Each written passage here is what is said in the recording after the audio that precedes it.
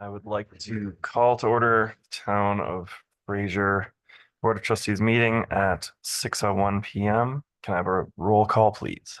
Katie Fisher, Adam Quickland, Julie White, Louis Gregory.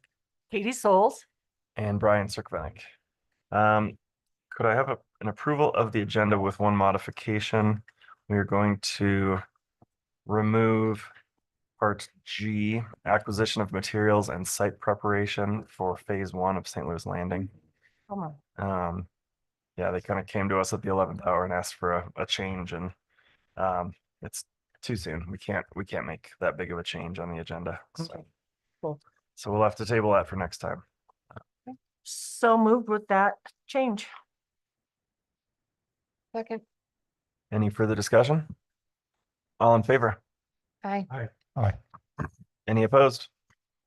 Okay, motion carries. Could I have a motion to approve the consent agenda, which contains the minutes for October 2nd, 2024? So moved. Second. Any further discussion? All in favor? Aye. Aye. Any opposed? All right, motion carries. We'll move on to open forum. This is for business not on the agenda. Anyone in the room or online can speak for up to 3 minutes.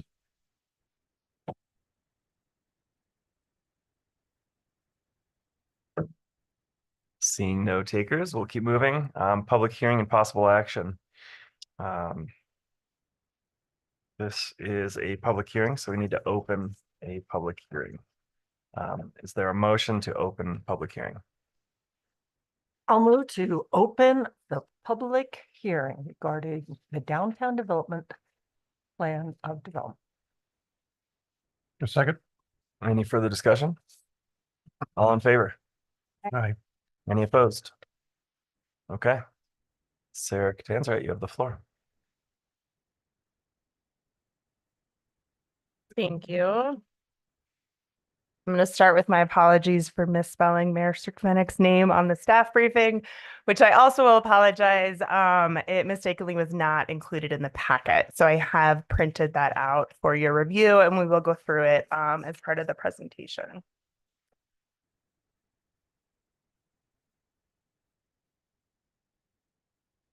So the public hearing today is on the Fraser Downtown Development Authority Plan of Development. Just to quickly go through some background, eligible voters voted in favor of establishing the Downtown Development Authority and allowing the DDA to authorize debt back in April of this year. The Fraser Board of Trustees then established the DDA via Ordinance 514, which went into effect in late June.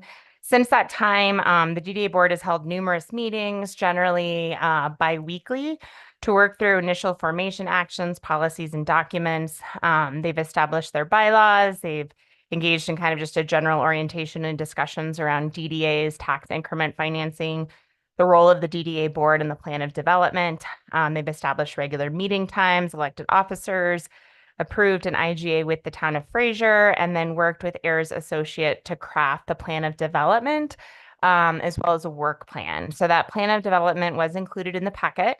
It was adopted by the DDA board on September 20th, 2024 via DDA board resolution 2024-0901, pending the review and recommendations by the Planning Commission and a public hearing and adoption by the Fraser Board of Trustees. So we're here today for that public hearing.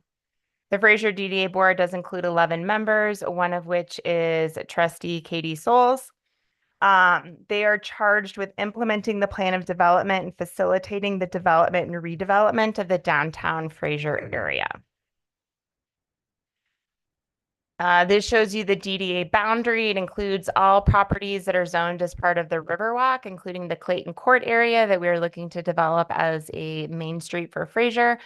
It also includes St. Louis Landing, and then the Safeway and Murdoch's shopping centers and some of the surrounding areas, but encompasses more or less the vast majority of the commercial and mixed use areas that make up downtown Fraser. These boundaries do determine which parcels contribute to tax increment to the Downtown Development Authority, as well as where DDA funding and projects can go.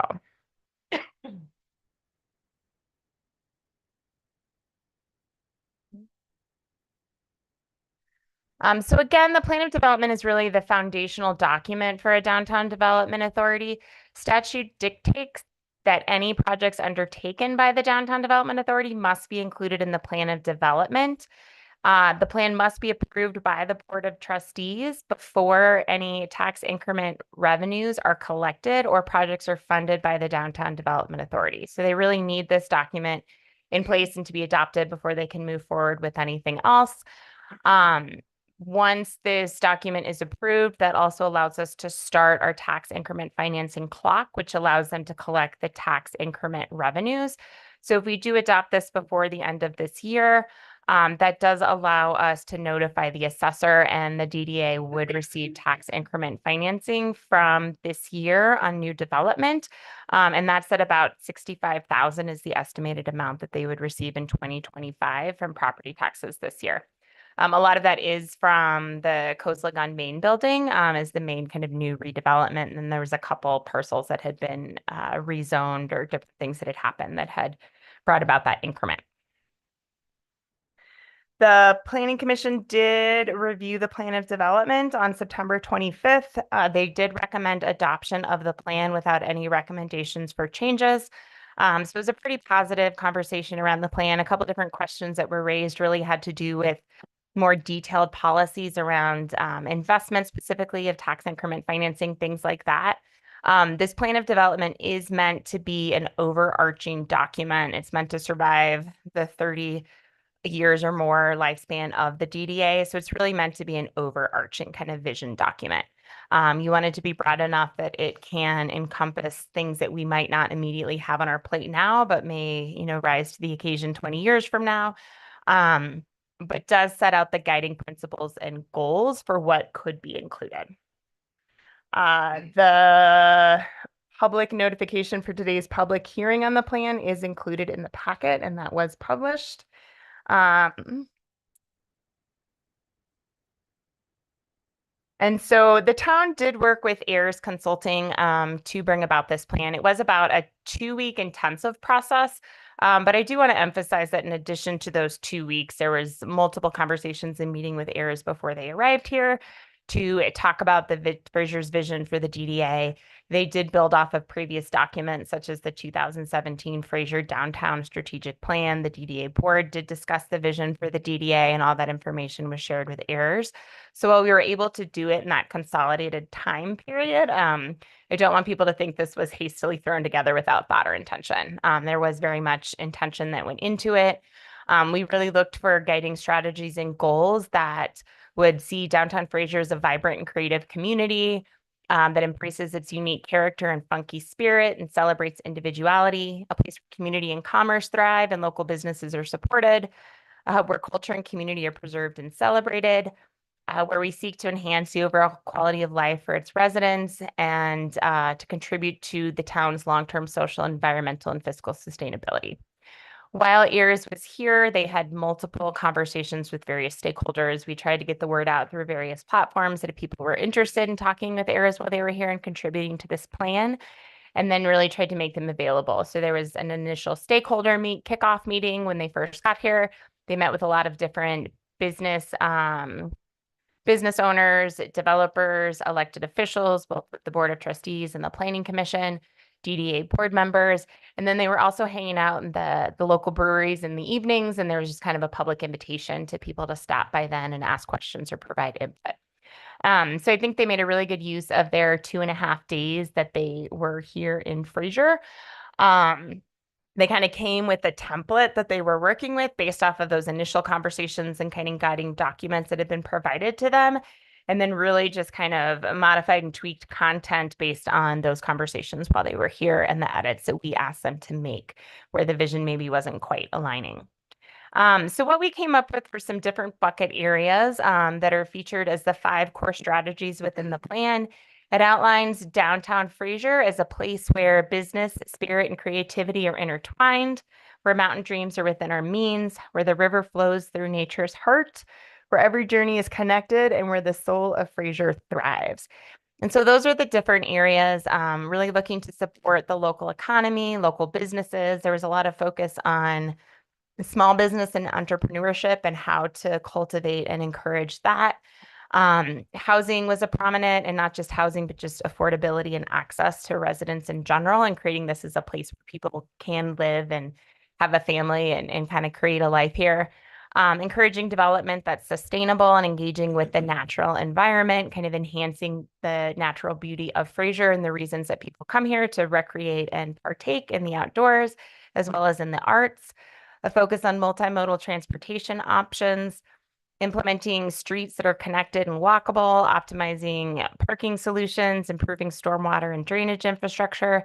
And then lastly, this category of where the soul of Fraser thrives, really a focus on creating public gathering spaces, promoting events and programs, and really just kind of making downtown the center of the Fraser community and a place that Fraser can be proud of and market and put a brand on. Stop me at any time if you have questions. Otherwise, I'm just going to go through those different 5 kind of strategy areas and some of the goals that are outlined. Again, the DDA is currently working through a work plan. Their next meeting is next Tuesday. And so we're going to continue to fine tune that work plan and what all of these goals actually look like in reality. We're also working with an advisor on developing financial and investment policies. And so, again, just a reminder, this is meant to be kind of more big picture and encompassing of those overall goals and strategies versus getting into the nitty gritty and the weeds that a work plan and financial policies might have. So where business spirit and creativity are intertwined, really a focus on supporting a local economy where all businesses thrive, making sure we have business investment programs that support the local character, the local arts, and locally owned businesses, creating a distinct downtown brand and marketing strategy to promote Fraser as a regional destination, support for the public arts, looking at street level activation and placemaking and physical enhancements that really make Fraser's downtown unique, and then encouraging entrepreneurship through business development support programs and the inclusion of creative spaces.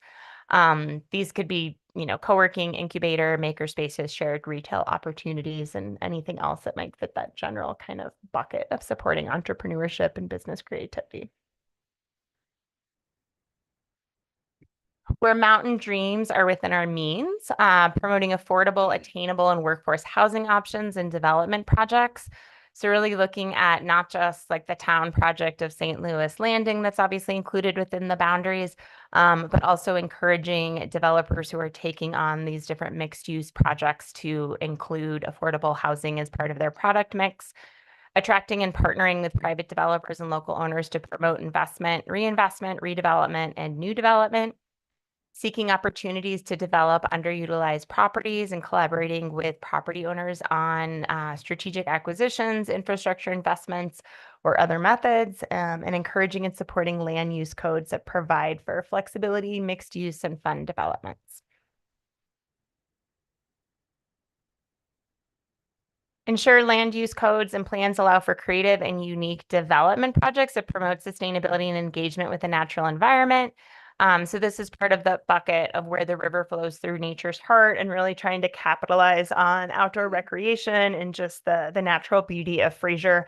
So encouraging development that highlights that and reduces negative impacts on the environment, creating inviting, cool public spaces that encourage people to explore, relax, and enjoy downtown Fraser, partnering in the development of a vision and concept plan for the Riverwalk District, and building out recreational opportunities and enhancing access to the river trails, bike paths, and planned open spaces. And that's both kind of within Fraser and then also just promoting those connections for people that are looking to get out of town and recreate via our trail system and surrounding areas. Where every journey is connected. So this is a focus on further developing out multimodal transportation options and really just improving the walkability as well as the general street grid and connectivity in downtown Fraser. So looking at possible street design changes, traffic calming measures, promoting streetscape improvements that encourage year-round walkability, looking at projects that address drainage issues and improve stormwater infrastructure, enhancing and expanding the street grid and trail system as may be necessary to promote greater connectivity and walkability, and then being a partner in the exploration and implementation of various projects and efforts, both to optimize parking, but as well as to support multimodal transportation to try to get people enjoying Fraser that doesn't necessarily require them to arrive in their vehicle. And then the last category where the soul of Fraser thrives, really focusing the downtown as the center of the community and a source of pride for residents, promoting events and programs that encourage people to stop, stay, and spend in Fraser, implementing a brand strategy to improve and guide signage and wayfinding, and really providing kind of markers to let people know they've arrived in downtown Fraser, developing a tourism strategy to leverage all visitors and their visitor experience, and then creating gathering spaces that promote activity and community. And there's definitely some overlap across these different bucket areas, and that is somewhat intended, as things are not always kind of clear cut, just serving one goal. A lot of different projects and opportunities that the DDA could undertake could actually meet a lot of these different goals, and those would kind of be some of the prime projects providing that public benefit that the DDA could look at. So town staff does recommend that you pass resolution 2024-1002 to approve the Fraser Downtown Development Authority Plan of Development for downtown Fraser. Again, the Planning Commission reviewed this at their last meeting on September 25th and did recommend adoption. After some discussion, they did not suggest any changes to the plan. And we really do believe that a lot of thought and intention went into this, that it builds on kind of our previous plans and vision for downtown Fraser, and will provide a strong foundation for the Fraser Downtown Development Authority in terms of an overarching vision, goals, and strategies to help support and foster an economically strong, thriving downtown Fraser that aligns with community visions and goals. And we do have Lori Hannon here with us today. She is the DDA board chair. So I don't know if Lori would like to add anything or further. You don't have to. Okay. Yeah. Yeah, I was like, yeah, just like that. I do think that the plan of development, we really thought long and hard on how to utilize it for 30 years. So being able to keep it in a very like high level so that we could look to the future, and who knows what happens in 30 years. So if you see it looking generic or looking a little bit generalized, that's why we did that, so that we can make sure that we encompass every possible project we can, and assist and collaborate with the community within the DDA to foster a robust enhancement throughout. So that was kind of our goal and our vision when we developed this. So, Thank you, yes. Lori. Thanks, Lori. So I'm happy to answer any questions, or we can open it up to the public for comments. I have a slightly off-topic question, but whose decision is it to extend for the 10 years and then the other 10 years?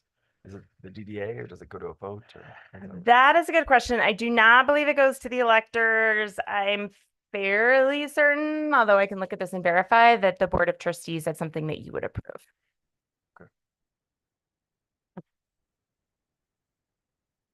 So this And document, I'd say the statute does allow the possibility for 2 potential extensions of 10 years each. we are the sponsoring municipality. Is that what the language said? I thought,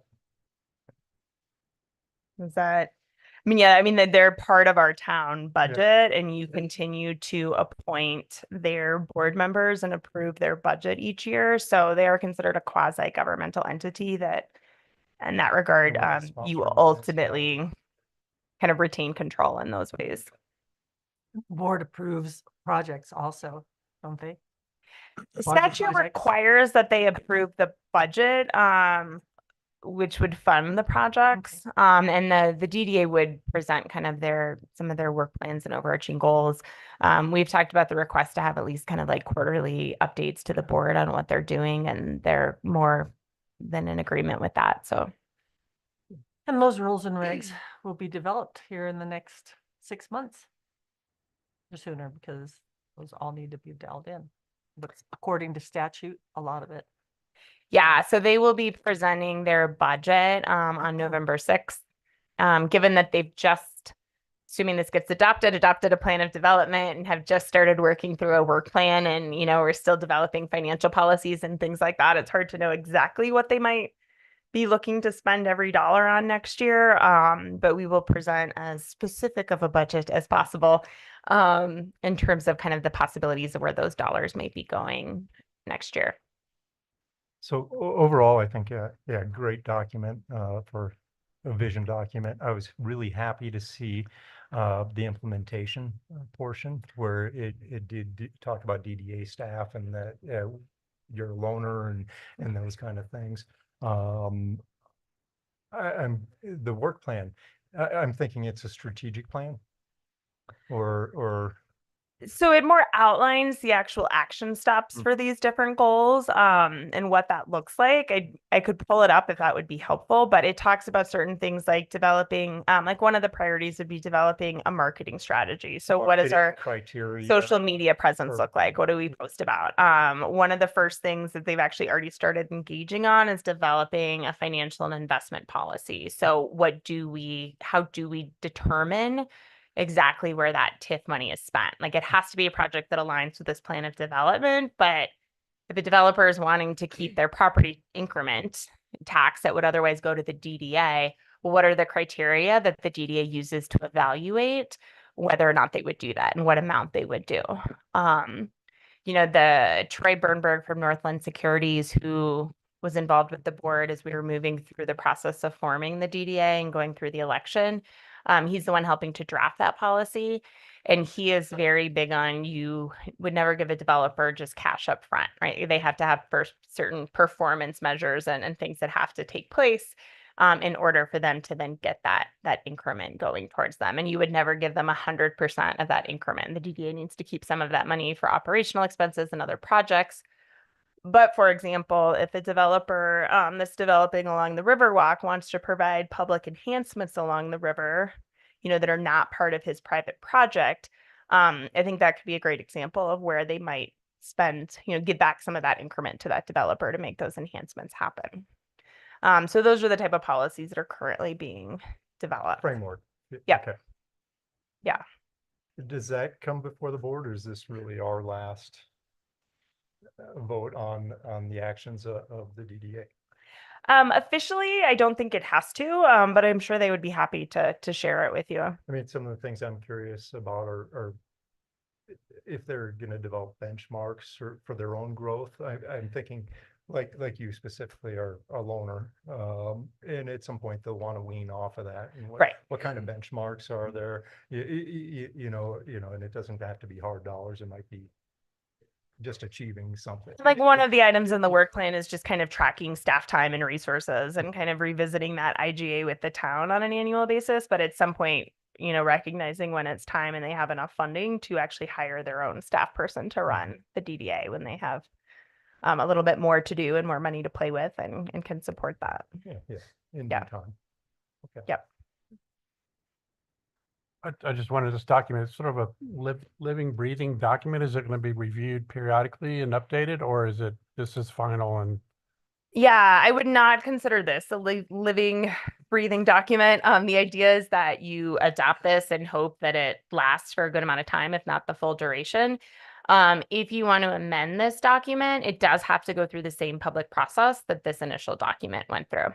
So there would be community engagement around the plan. It would go in front of the planning commission. We also provide it to the school district if they would like to provide feedback. And then the board of trustees has to approve it. So there are DDAs that amend their plans, especially, if a lot changes. But generally that's why you try to keep this more overarching. And the work plan and the financial policies, those are more living, working documents that will continuously be reassessed and modified as the DDA moves along. Fonts and photos and that sort of thing can be modified, right? Just not content. Small changes, I think we Yeah, could make really like that if small we're little keeping the changes. content, but I mean, I don't know if we can predict the future, in 10 years or 20 years, what's going to happen, and Right. needs to be, I think, some process to review it periodically and update it if it needs to be updated. And the process would be go before the DDA board, then planning commission, and then Board of Trustees? So Colorado revised statutes actually dictates that process and what it has to look like. So yeah, the DDA board would have to do the work to create another draft. It would have to go in front of planning commission. There'd be another public hearing and the board would ultimately Yeah. adopt No, it. it's a good document, but I can see maybe things changing over time, right? Yeah. I mean, I think it was written in a broad way so that, you know, Hopefully it's it'll, all encompassing. Right, but- right, And you exactly. don't need to go there, but there is a process if we need to. Yeah, right. okay. Yeah. And again, the intention is it's long lasting, but if the DDA were to last for 50 years, that's a long time for any document to serve that purpose. So there is a process to I wanna amend it see if needed. Finished, built out. Yeah. You can have some plans of development that just focus on a few things. I mean, it could be, we want to bury all the power lines and, you know, we want to replace the roads. That's the entire plan of development. That's all we want to focus this on. So some communities do that. A lot of the input what's the mic? Oh, sorry. A lot of the input that we got from some of our DDA consultants and with areas is the more broad and you know, discussing about multimodal transportation, whatever that could be in the future, is something that we already have provided for in this document. So the work plan really becomes that evolving document that has that layer of, I would say, accountability with the town board through the annual approvals of their budget. So it has, I think, a good fabric between the town board of trustees and to empower the members of the DDA to march forward with these different things and bring those approvals to the town every year for their budget and for them to march and do their work. So.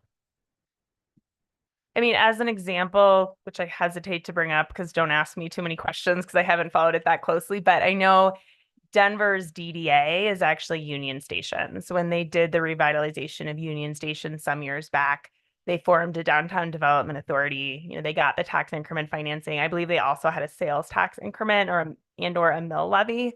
But they got much more increment than they expected and were able to pay back. It was either 300 or 400 million in bonds in a very short time. And so then they would have the discussion of, do we call it victory and the DDA, the taxing entities get to start taking their money back, or do we actually expand it elsewhere in downtown Denver and try to do redevelopment projects elsewhere in downtown Denver? I would imagine if they go with that expansion option, that they are probably redoing their plan of development because then there'd be a much different focus than when it was just encompassing Union Station. Right, and they'd have to change the boundaries and that. They have to go requires through a the process, code yes. enforcement. Right. Yeah. Yep. Exciting. Denver. Anything else from the board before we open it up to the public? All right, is there any public that wants to speak? Is anybody online at all? Nope. Okay. All right. Then I would look for a motion to close the public hearing. I move to close the public hearing. Second. Any further discussion? All in favor? I Aye. At this point, we can decide to approve the resolution if we'd like to.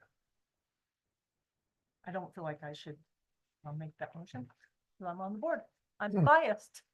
I'll make a motion to approve resolution 2024-10-02, adopting Fraser DDA plan and development. A second. Any further discussion? All in favor? Aye. Any opposed? All right, motion carries. Thank you. Thank you. guys. Yeehaw. Big day. Thank you, Sandra. Thank you, Lori. That's it. All right, moving on to discussion and possible action regarding treasurer's report. Laurie.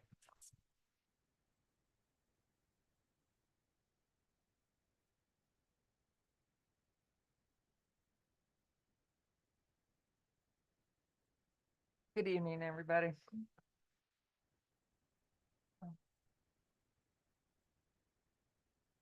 What did I do?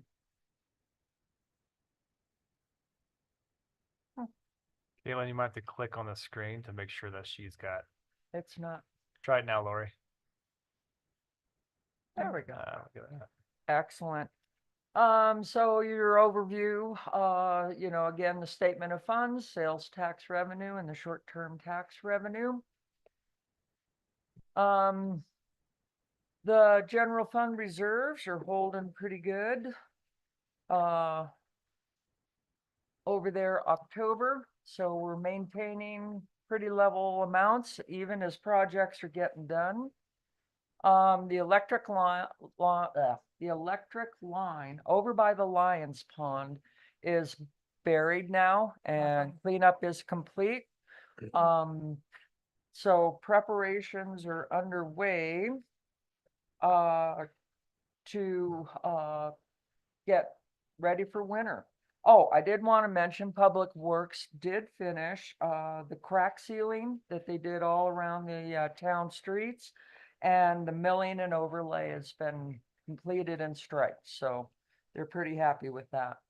And getting ready for winter, the street sweeper has been taken to Denver and put into storage. It's gone to bed and they're getting the plows ready. So here we come, and it was mentioned by Jeff that they do plan on having hopefully a plow ready to go for this weekend, just maybe one, because they're doing all the maintenance and getting them all set up, just in case this snowstorm does something a little bit more than we're expecting, because we're all going, yeah, it'll be a little bit, and then you know what happens. So, and also I just a great big shout out to all of our gardeners, did such a great job this summer. Yes, they They did. were Our awesome. gardens So were fabulous. thumbs up to our gardening Yeah. crew. Okay, sales tax revenue. I was really happy last month, but it came back down this month. Again, like I said, there was probably some issues in city market and things that were happening that really made our revenues happy, but we're back down to about normal. So again, the October sales tax revenue is the September collection of August sales taxes. And so I really had hopes and dreams of it coming in not quite about the same, maybe just a little lower. But on average, it was only 2.67% less than the 2023 sales tax at the same time. So not a huge drop, but we're still maintaining that little bit, 3%, at 2.5 to 3% less than prior year. So darn. And the short-term sales tax revenue, I knew it was going to be lower than August, but I was quite impressed that it maintained higher than about the same, than the same time last year. So your short-term tax rental is remaining at about 11% of your total tax revenue. And it did decrease over the August, but it's still 7.51% higher than September 23. So the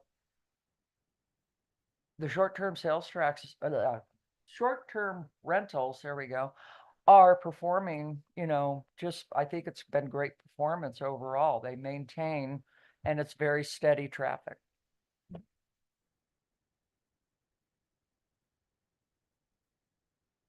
Any questions? No. Thank Thanks, you. Lori. Thank you. You bet. Oh, I'm not done yet. Do I get to just keep going? I'll announce you. You got the podium, girl. I'm not Um, letting go. Yeah, budget. I'm gonna get this done. Okay, what we're doing right now is, this is an acknowledgement of the receipt of the proposed budget. Pursuant to CRS 291105, the town of Fraser trustees have been presented with copies of the proposed budget. Now, the town of Fraser will publish a notice of budget in accordance with CRS 291106, Section 1. So this is all for the state. This is a requirement that I've announced. You all have received. If anybody would like another paper copy, I can print you one before you leave, because the one I emailed you all today does have some updates to it. So it's for your review, and that's all I need to let you know. And just to let you know again, we're looking for the budget to have one final workshop on one or two additional budget priorities to see if there's interest in the board in approving those. And be looking at presenting the final budget with the associated resolutions on November 20th. Okay. Okay. Moving on to comprehensive plan, first survey results and next steps. Cushing, Terrell, and Allen. Good evening, Mayor and Trustees. I'm Alan Sealiff, Assistant Town Planner.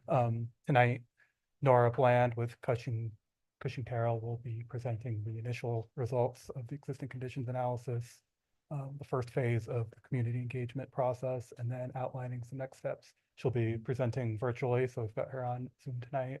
And then there'll be some time for some Q&A at the end. Great, thanks. No, Then let's make sure Nora can hear us. You there, I Nora? can Okay, I can great. hear you. Can you hear me? yeah. Yes. Okay, Thank you. great. I'm going to share my screen. You're all seeing this title page here? Yes. Okay, great. Thank you so much for having us tonight, y'all. It's been such a pleasure to start working on this project. It's really exciting. There's so much going on in the town. It was really great to hear about all the efforts that are going on with the plan of development and some of the stuff that we're working on for the downtown. So really, really excited to give you a little update of what we've been working on so far. So I'll talk a little bit about our project and engagement schedule, go through some pretty high level existing conditions highlights. There is a very extensive existing conditions report, just under 70 pages. If anybody is interested, we're happy to provide that. But we thought we'd just pull out some of the key highlights that we identified from that tonight. I'm going to walk through our community survey results and then kind of talk about some next steps, and then we can do some Q&A. But at any point in this presentation, please feel free to stop me to ask any kind of follow-up questions, and I'll try to pause throughout so that there's opportunities for that if you don't jump in. So our engagement schedule, we launched the project website on June 7th. Our survey was open online from August 7th through September 20th, and our August 20th was our first kind of kickoff engagement event. We came to the picnic in the park and handed out a bunch of postcards. I got secret shoppered by the mayor. He did not tell me he was the mayor.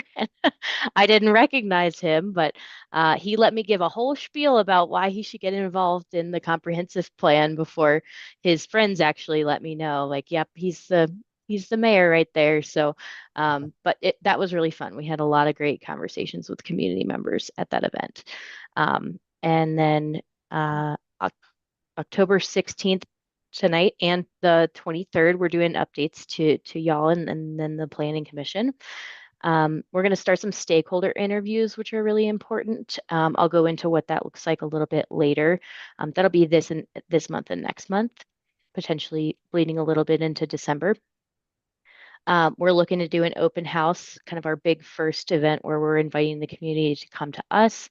That'll be potentially February or March of next year. And then additional engagement events, which I'll go into in a little more detail a little bit later, but following through in 2025. So just a note on this existing conditions analysis, the communities that we were comparing Fraser to were Winter Park, Grand County, and then the state of Colorado. So whenever we say comparison areas, that's what we're referring to. And so with population and demographics, since the 70s, Fraser has seen pretty slow and consistent population growth, adding about 100 to 350 people every 10 years.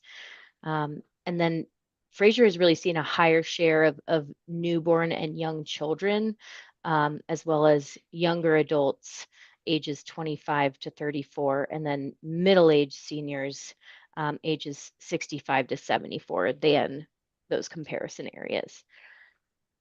with land use. The most prevalent land use within Fraser town limits right now is unbuilt single family. I think a lot of that is housed within the Grand Park planned area.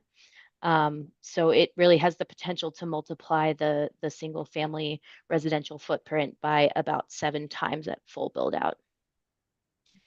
And then there's 14.7 acres of unbuilt commercial that has potential to increase the commercial development by double at full build out. And then in terms of parcel ownership, over 80% of the land area is owned locally by those that live in Fraser or Winter Park.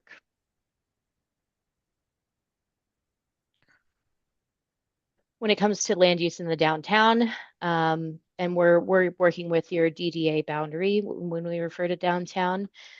Commercial properties are the most prevalent use, and again, this is existing land use. It's not based on zoning. It's based on what the parcels are currently the use that are occupied by the current parcels. So commercials about a third at 32.5%, followed by mixed use at just over 16%, and then almost 30% is unbuilt within your DDA boundaries. But a lot of that land lies within the parcels of Victoria Village. When it comes to economic development, I feel like I want to explain this map before I go into these bullet points. So this is like a dot density map based on the number of jobs based on where those wages are. So the purple dots are the lower wage earners.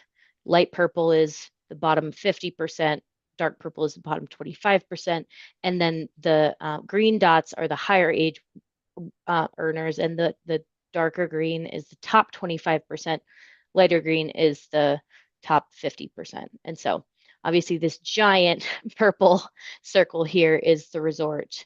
But you can see there are some larger purple dots in here with some smaller green dots within the Fraser boundaries. So the town's biggest industries, arts, entertainment, and recreation really depend on lower wage workers who are more vulnerable to displacement as housing costs continue to rise.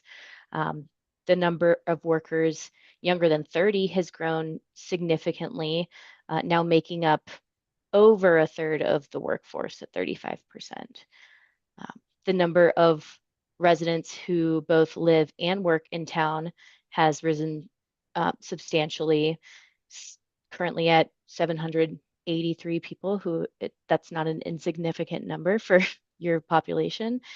And then we found that the city market really supports more local regional shopping, where the Safeway functions as more of that visitor gateway, which just makes sense both based on those grocery store locations.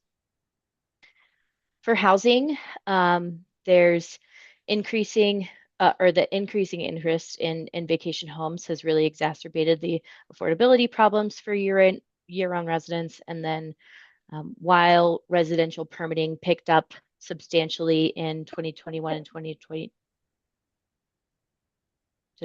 Was somebody jumping in there? Nope, just a cough. Okay, sorry about that. Permitting picked up in 2021, 2022, but the pattern didn't hold in the year of 2023 for residential permits.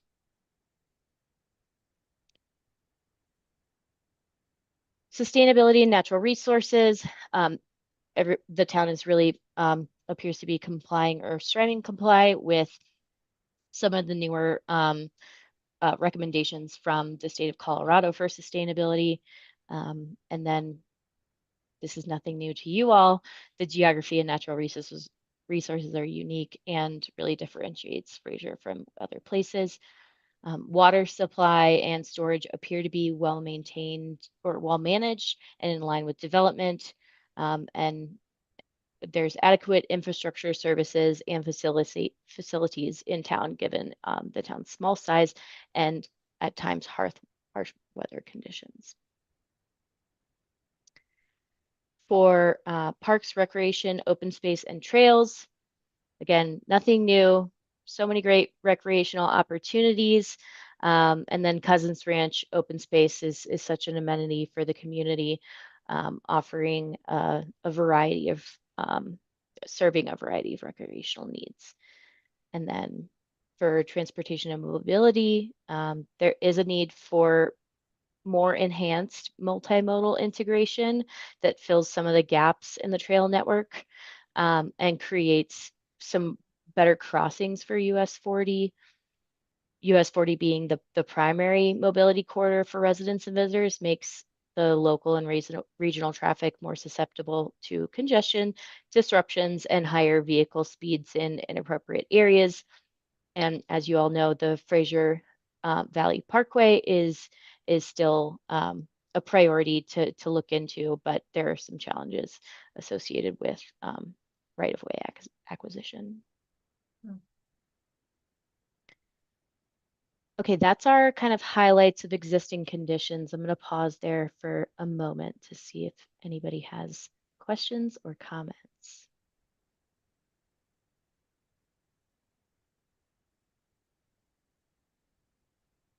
Looks like you can Okay. keep going. All right, sounds good. The community survey, it was 15 questions. We did some print and online advertising for it. We did a press release in the Sky High News. I mentioned the picnic in the park, handing out postcards. We did flyers in local businesses, in the post office, and town hall, and then emails to the business contacts that Sarah was able to send, and then out in the newsletter.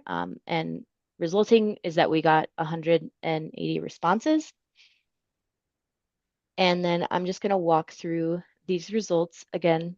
Pause me if you'd like me to elaborate or have questions. So regarding what people's relationship with the town of Fraser is, 44% live in the town full time, 28% part-time, almost 28% recreate in Fraser. And again, this is a select all apply question, so it's not selective of, people can say that they recreate and live full time in Fraser. But then we've got 11%, 11.5% that live full time in the county, and then trailing off here, owning a business, working full time, and then other. About half of the folks who answered the survey are between the ages of 45 and 64, with 22% 65 and older, and then 15% at 35 and 44.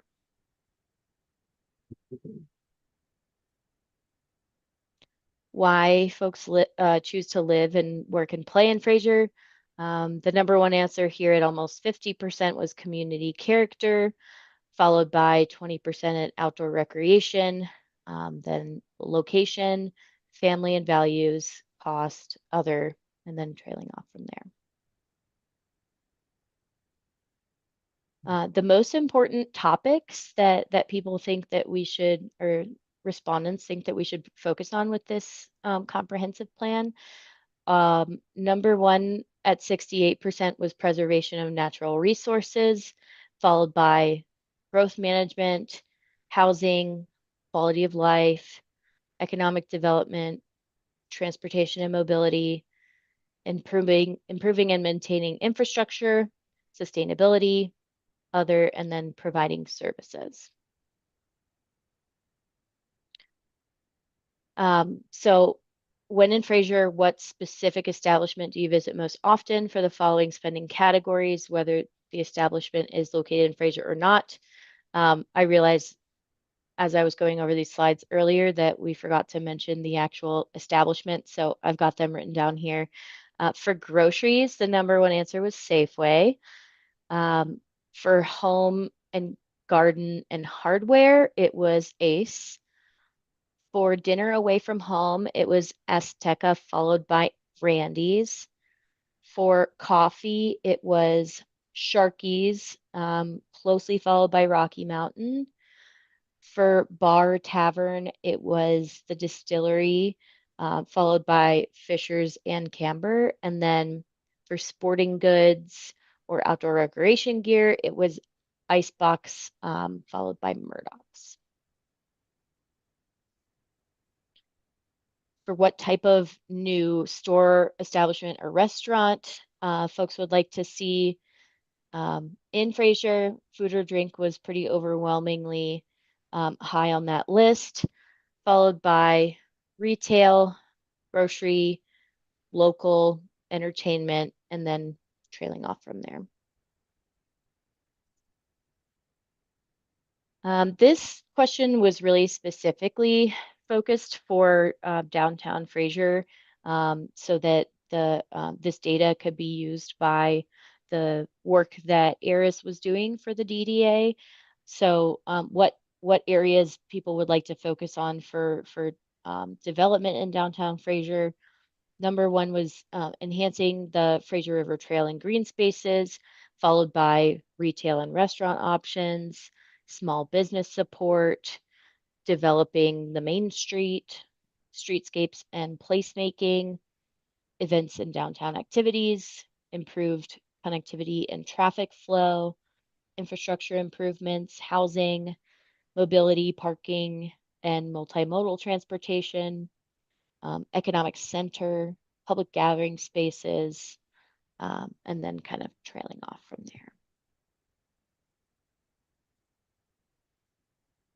there. Really getting into more of a streamlined vision for downtown Fraser. Most common answer was character, and then mobility, growth and development, goods and services, parking and preservation were tied, which is and safety, which is kind of funny. And then trailing down from outdoor recreation from there. Types of housing that folks want to see more in Fraser. Single family detached was number one. Townhomes was pretty up there too, though, as well as duplexes, multifamily at a quarter. This was again, select all that apply, but a quarter of the people said that they would want to see more multifamily, accessory dwelling units, and tiny homes in Fraser. So I think that's pretty telling. Short-term rentals, how people feel about them. About 40% say they think there are too many. Just 6% say they think there are enough. Almost a quarter, at 24%, say that they think there's the right amount, and then 30% say that they're not sure. How people get around in Fraser. Over 80% of respondents said that they drove alone, almost 40% for both biking and walking or rolling, 9% for carpooling, and just 7% for bus, which I felt was a little ironic based on these results. So we've kind of outlined the ones that are most prominent here. I know there's a lot of data on this chart, but basically when people are asked to describe the quality of the transportation infrastructure in Fraser, 40% and 37% respectively said pedestrian and bicycle infrastructure was fair. And then 44% and 45% respectively said that transit and vehicle infrastructure was good. So it seems like improvements for pedestrian and bicycle infrastructure could be made, as well as maybe just deprioritizing car infrastructure. And then people seem to like the transit infrastructure. So something's going well there, it looks like. Current transportation issues and challenges in Fraser. 80% said it's difficult or unsafe to cross the road.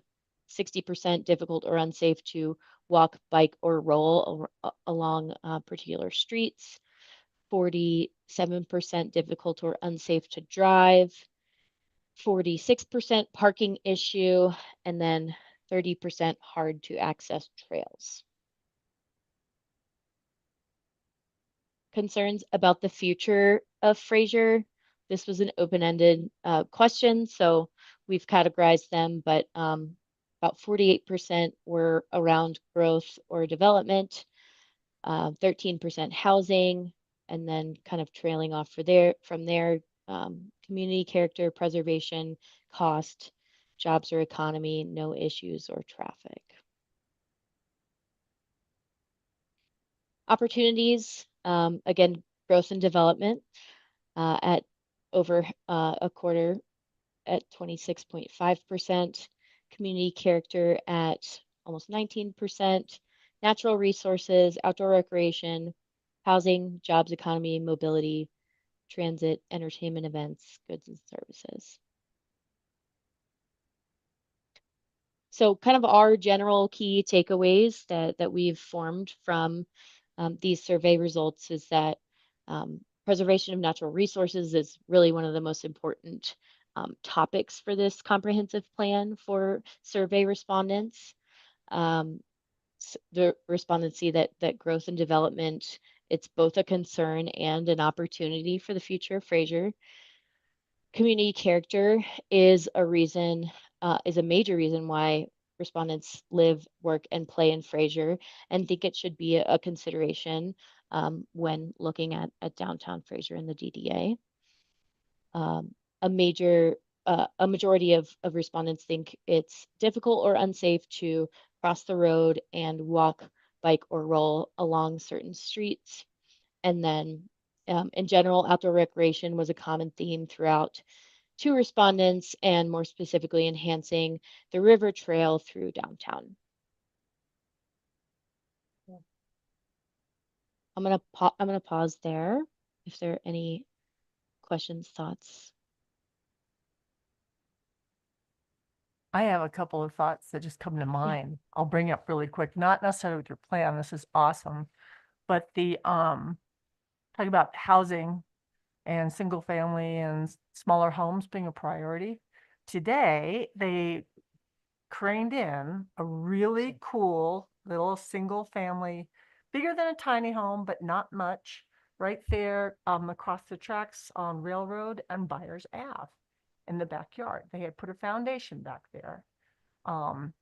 And it is a sweet little building, you know, looking at it when they put it down. So we should take a look at it. It might be something the town wants to take a better look at too, for encouraging some of the infill in Old Town.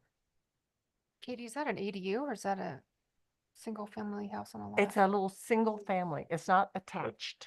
Oh, he's saying But an ADU. accessory dwelling. Yeah. So it isn't an ADU? It can be detached, Katie, so it can be Okay, detached. ADUs can be accessory dwelling detached. unit. Yeah. So anyway, that was pretty neat. And what's that? Yeah. It's in the backyard of Helen's old house. I didn't even notice it. Yeah, they just put it in I today. was wondering what they were building because I saw Yeah, the foundation. the and Yeah. I'm like, foundation's why been are you for a putting it in while. one I was, cover yeah, I was driving Yeah. by and they just dropped it on there, and it is, it's just a rectangular, single story, Thought, right? lots, you know, metal and glass and slip roof, and it's sweet. So it'll be interesting to learn more about that, Yeah. because that fits right in with that. Mhm. And then the transportation concerns, the results from that, I don't know if that's beneficial in our safe routes to school application or not, but I was just thinking the same thing. Okay. Hello. I was just writing Alan an email. I'm like, while I'm thinking of it, put that data in today. Okay, that's it. I see a lot of overlap in that safety mobility with the DDA plan with, you know, I think, yeah, some sidewalks. I'm looking at the picture on page 8 and going, oh my gosh, our train station, our transit center is isolated, and you know, I think there's some low hanging fruit that we Yeah. should be looking at in our budget. Mhm. Well, and CDOT is also doing their expansion plan for Highway 40 through Winter Park and Fraser right now. So they should be done with the design within the next 2 months. So that's another big step, That also. What do you mean by roll? like skateboards or Skateboard? longboards, Scooters, scooters. rollerblades, bikes, Anything with wheels? shoes. Shoes with wheels. Maybe. How representative of the citizens of Fraser is this survey? Because I didn't participate, but do we send out anything to the current residents to get them engaged? Because I don't know how representative this is of. Well, there's 180 people that responded, and they showed the percentage of people who were in Fraser. It was Yeah, it pretty was high 40% Yeah. respondents. I found it interesting that my cohort was the largest respondent, but there was like 4 cohorts named that are growing faster.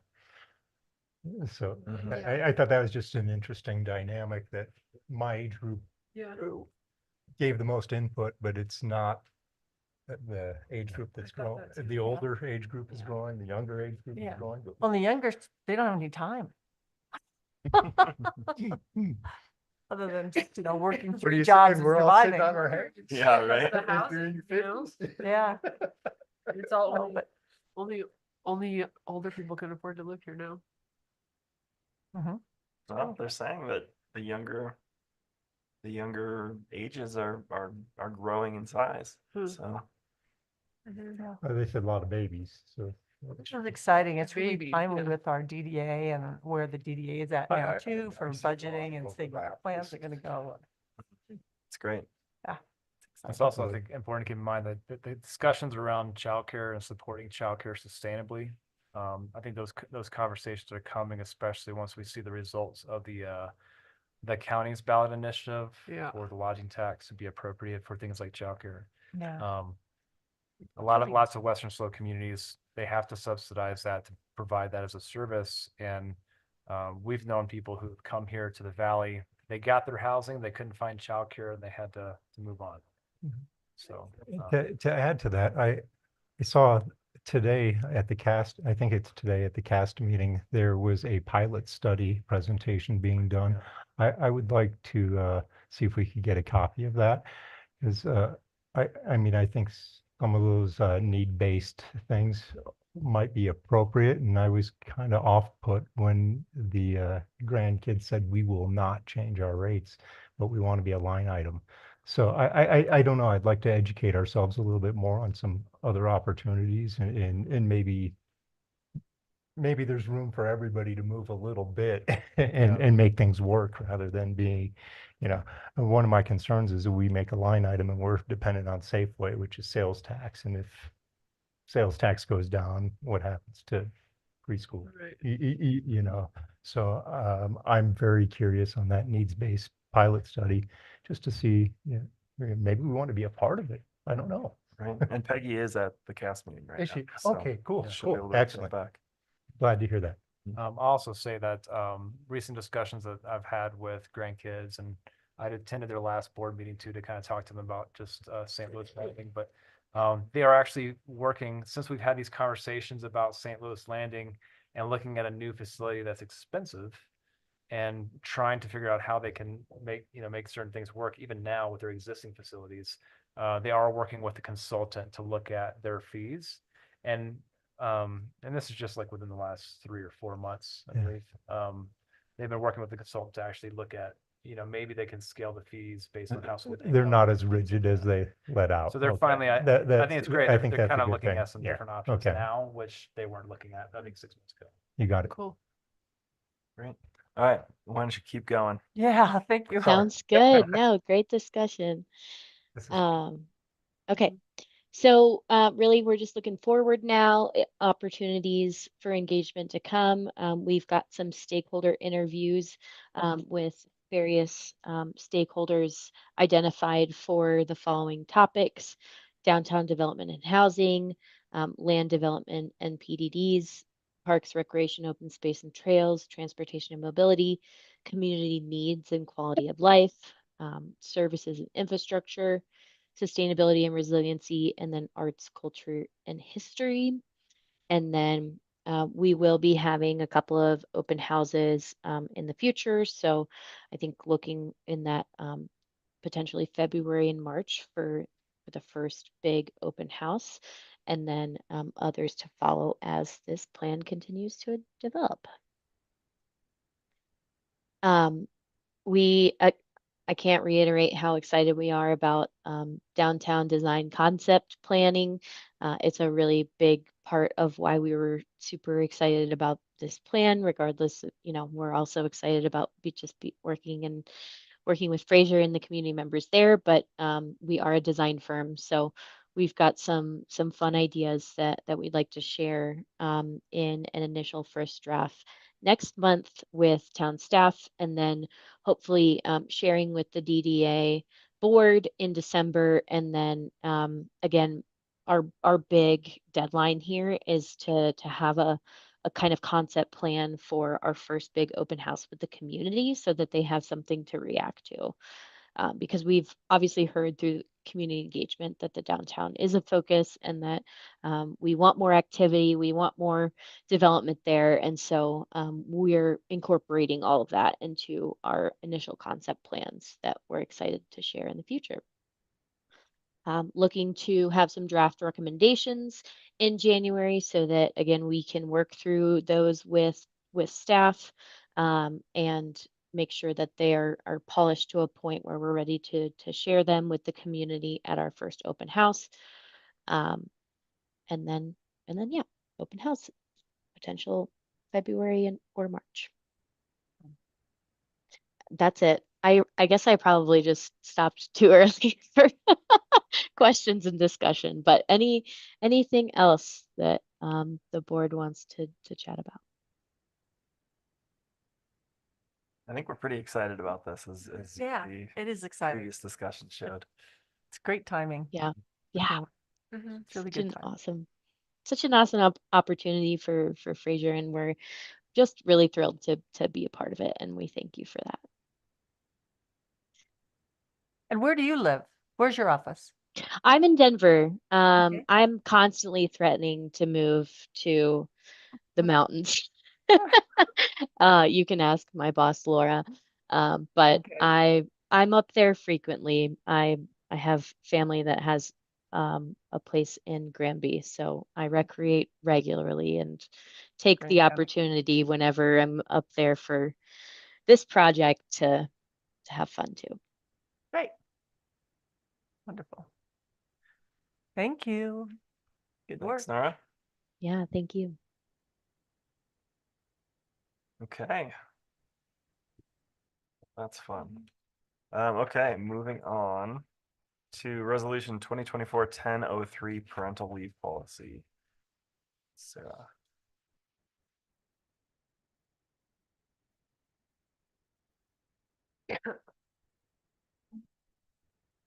Hello again.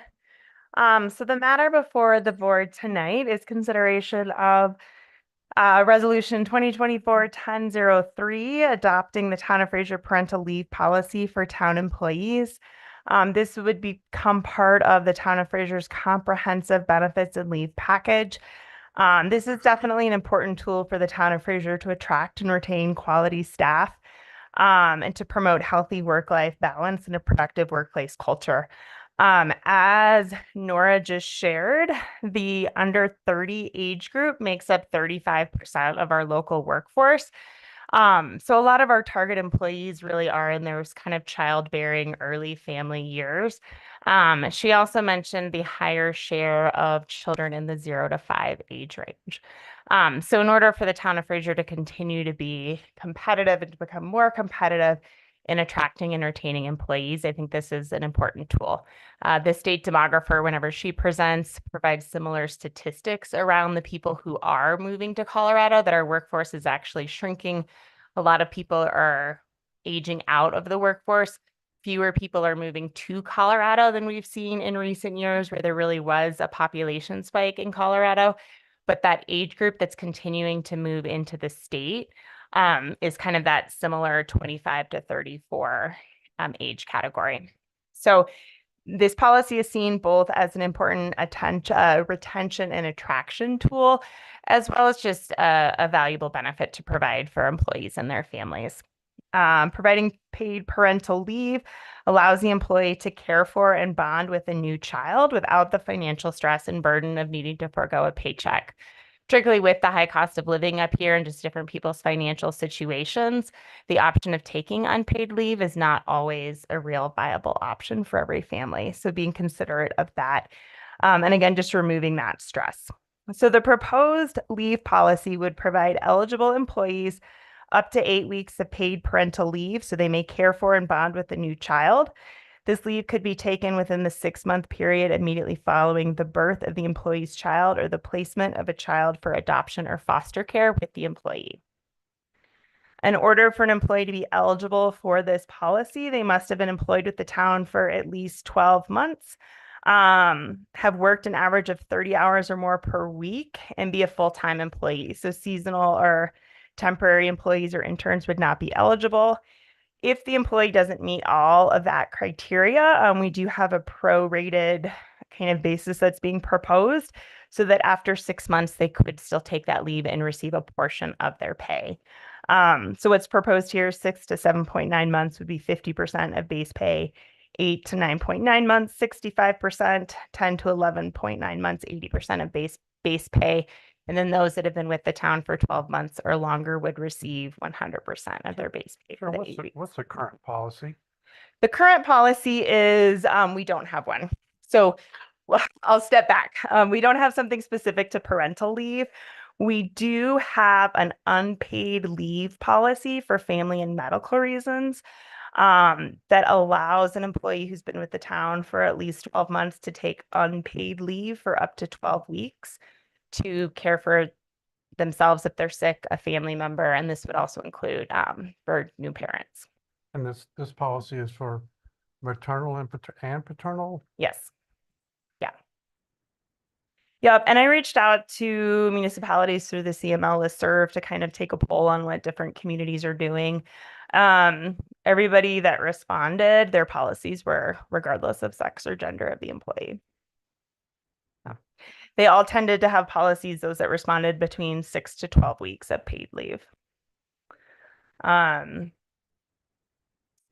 Eligibility, again, they have to have been here 12 months to get the full benefit. Our short-term disability insurance program that is offered to employees does provide that if employee has given birth to a child, after 2 weeks, they're eligible generally for 6 weeks of short-term disability payments at 60% of an employee's pay. If it's a cesarean or there's more complications, it's generally 8 weeks. And so in those cases, the town would supplement that pay to bring the employee up to 100%, but the town would have some of that cost savings in those scenarios. So again, each week of paid parental leave would be compensated at 100% of the employee's regular pay. An employee may not receive more than 8 weeks of paid parental leave in a rolling 12-month period. If it is a case of multiple birth or adoption of siblings, something like that, you still just get the 8 weeks. That doesn't increase based on having multiple children involved in a singular event. If they did want to spread out that leave over that 6-month period versus taking it immediately after the birth or placement of the child, we would look for them to work with their immediate supervisor to make sure it was a schedule that could be accommodated with workload. We would ask them to be available on a very limited basis just to respond to kind of emergency operational questions and things like that while they were out on leave. They would continue to receive their benefits with the exception of the accrual of time off for paid sick leave or paid PTO. Those accruals would be suspended until they came back to work. If somebody did want to take the full 12 weeks that our medical and family leave policy allows them to take currently, they could take an additional 4 weeks. They could use PTO or sick time to add on to that 8-week period, or they could choose to take it unpaid. And they would have the same job protections that they currently have under the town's medical leave of absence policy in terms of returning to their position. We would ask them to work with their supervisor in human resources, which is our town finance director, Lori Waters, and providing at least 30 days notice whenever possible. Sometimes these things are not planned, so then the notice would be as soon as possible. And then to complete all documentation required to substantiate the request, that they would continue to maintain timely communications and regarding their intent to return to work. Town staff does recommend that you adopt this policy. Increasingly more places of employment in the United States are offering paid parental leave.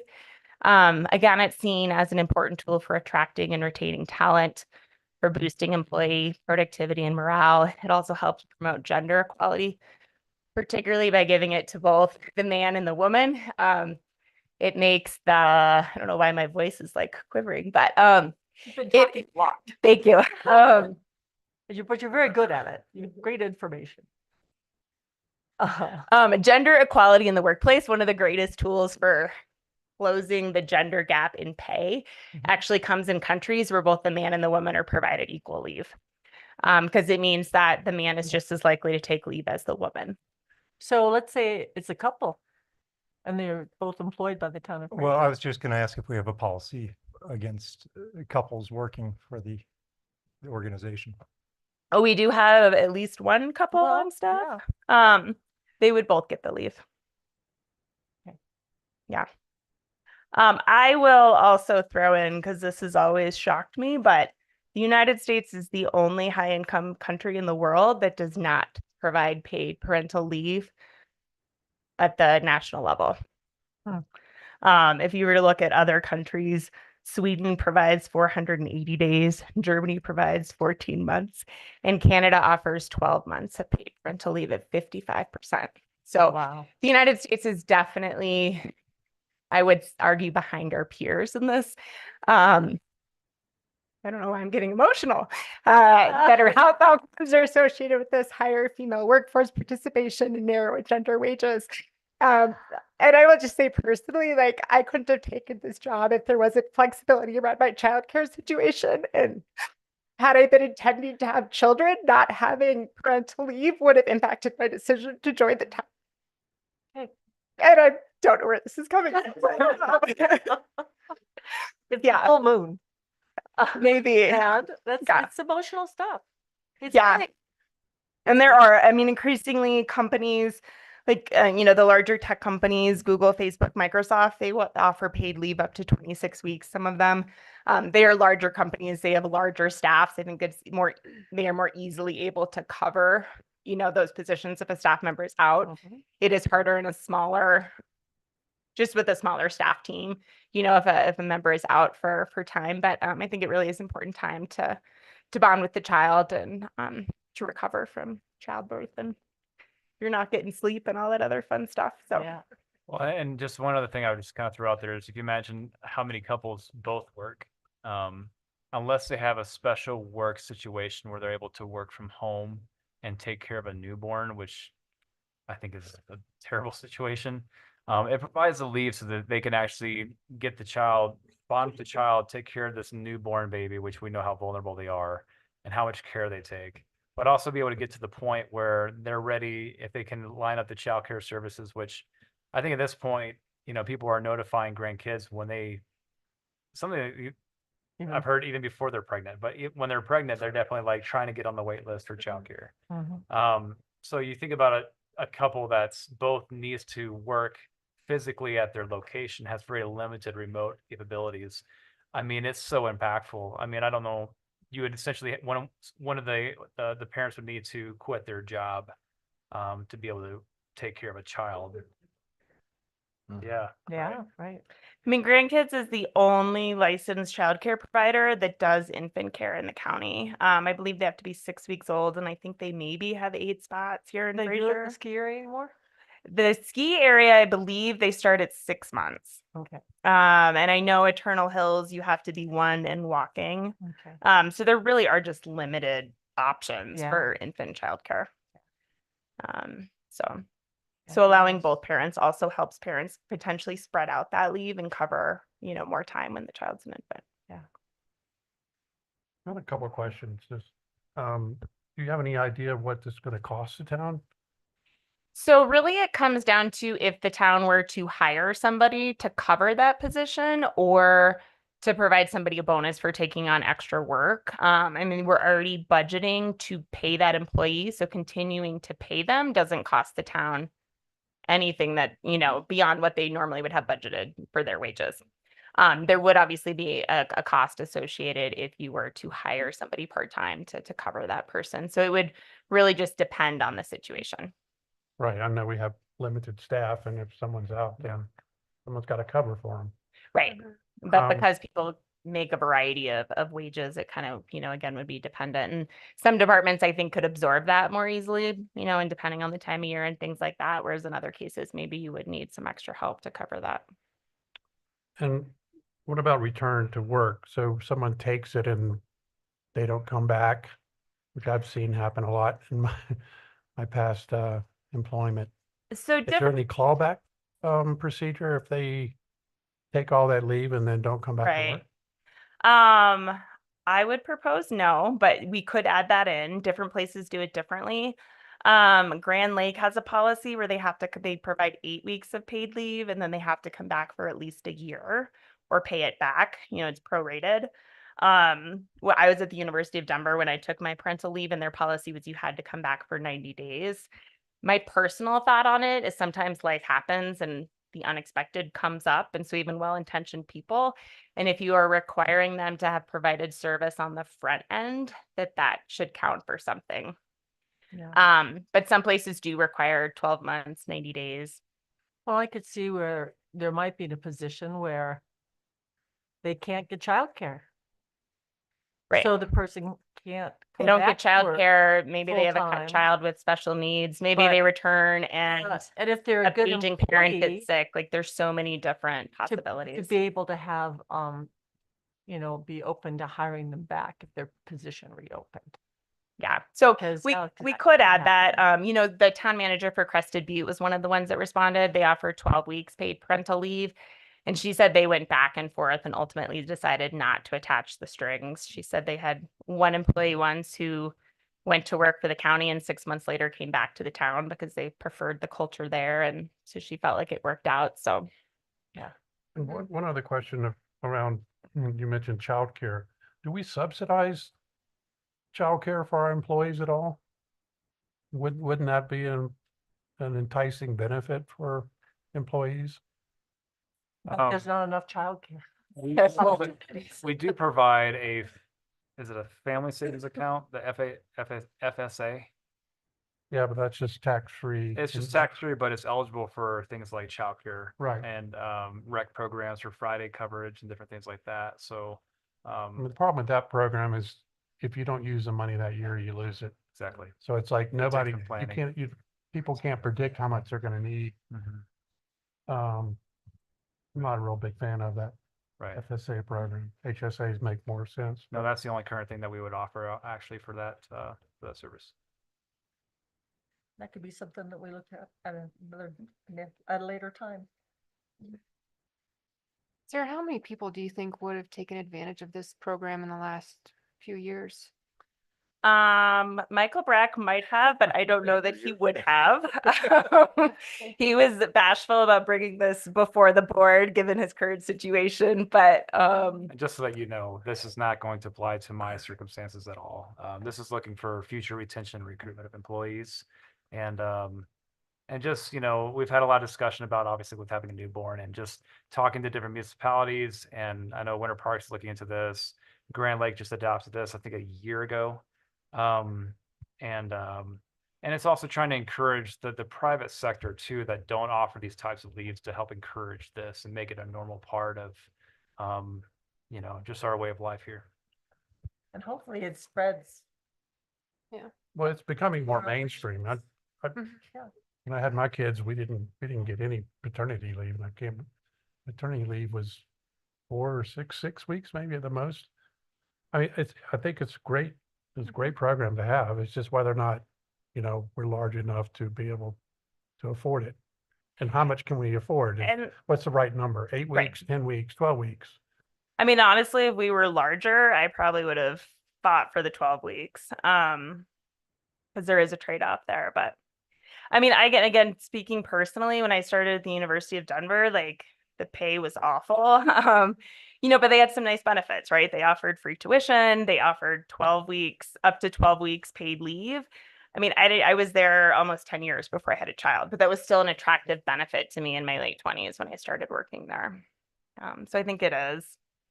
And I really stand by the importance of providing that opportunity and that time to bond with your child and for both the men and the women.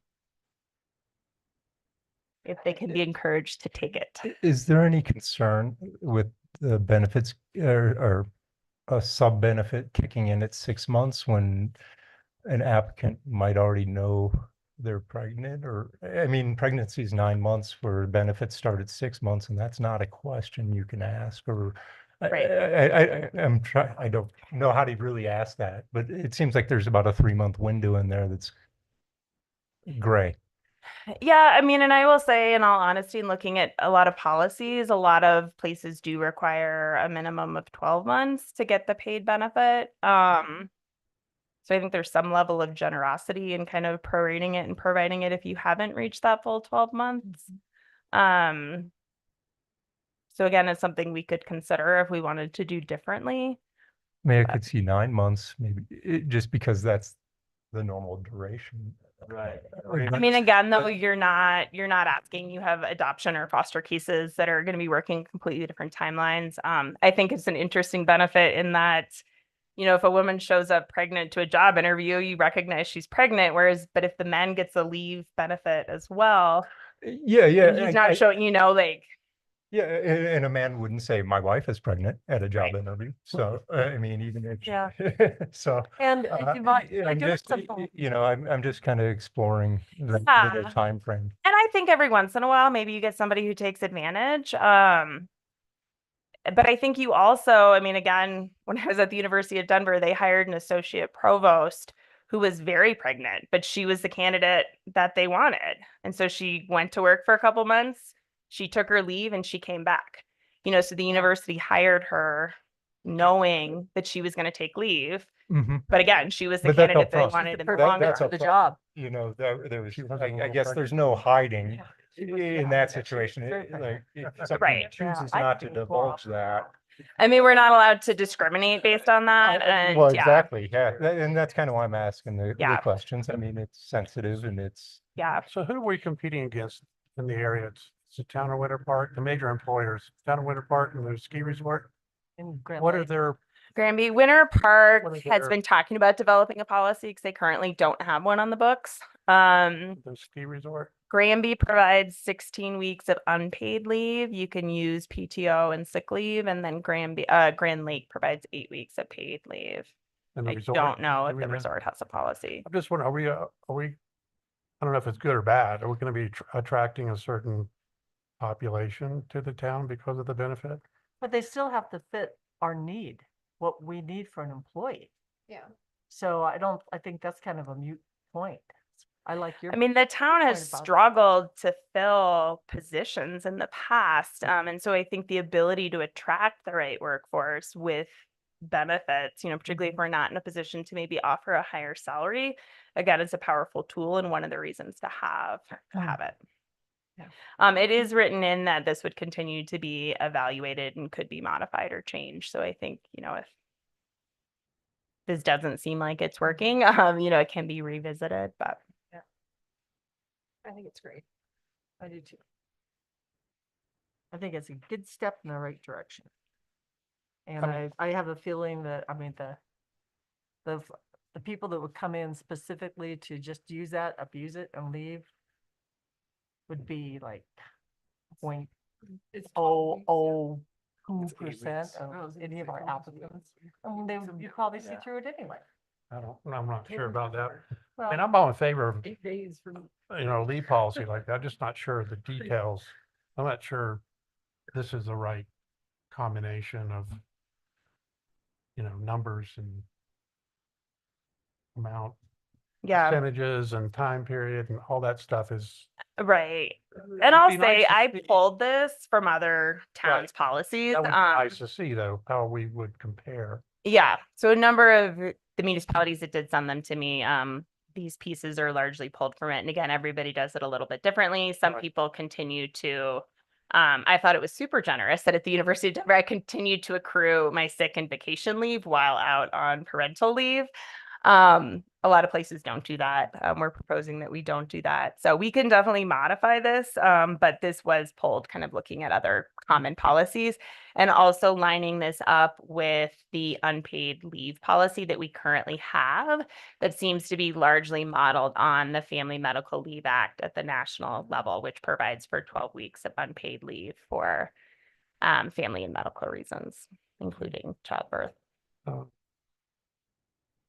What was I gonna ask? Oh, about disability insurance. So how much does our disability carrier pay for maternity leave? They don't pay for paternity leave, right? No. How much do they pay for maternity leave? So it's 50%? related to the act of giving birth. So it's 60%. The standard is 6 weeks for a standard delivery, 8 weeks if it's a cesarean or there's other complications. It could be more if the doctor, says that. So if they pay 60% that for is- 6 weeks, and then we would supplement 40% to make up 100%. So we're not on the hook for 100% right off for 6 In those situations, we're not. And I will just clarify with the way short-term disability works, you have to be out of work for 2 weeks before you collect your benefits. So the town would pay the full first 2 weeks and then the 6 weeks after that. Yep. So it's nice with our insurance provider that if they're able, if it's a situation where you have a female, the mother is giving birth and she's entitled to the short-term disability, where I understand that the male would not, Correct. that they can get the 60% through our insurance and we can supplement the additional 40. And we can use some of that 60% that's covered by insurance to help plan for assistance as needed. So if you had, someone from your finance department, some things are easier to outsource or look for some type of a seasonal position to help with it for a little while. Everything will be a little bit different circumstance and everything will be a little bit different approach, but essentially when someone is expecting to have a child, at some point it'll be communicated to human resources, and we'll be planning ahead for this and have a plan in place when it actually comes about. So some of that cost could be used for, hiring consultants if that's the best route. We've had different circumstances before where we've had one employee covering 2 positions.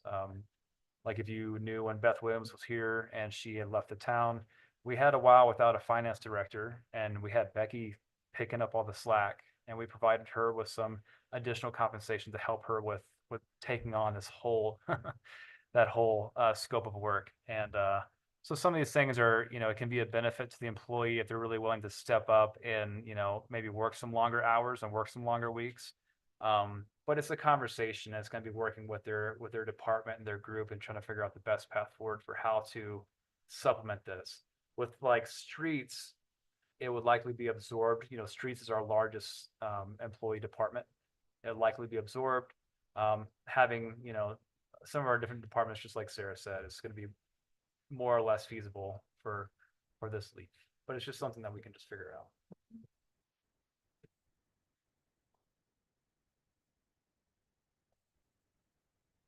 I like it. I'm jealous. I wish that it was around. I had it. Good idea. That's a good idea. What do you guys think of just prorating from 6 to 12 months? I'm just thinking like, what if somebody is giving birth at 7.8 months and then they're like, I'm gonna come back to work for 2 days so that I get to the 65% base pay. Like, why don't we just prorate it up 50%, 50% for 6 months and then up to 100% when they get to a year? Just straight 50 to 100%. Yeah. Yeah, I like that. That's fine.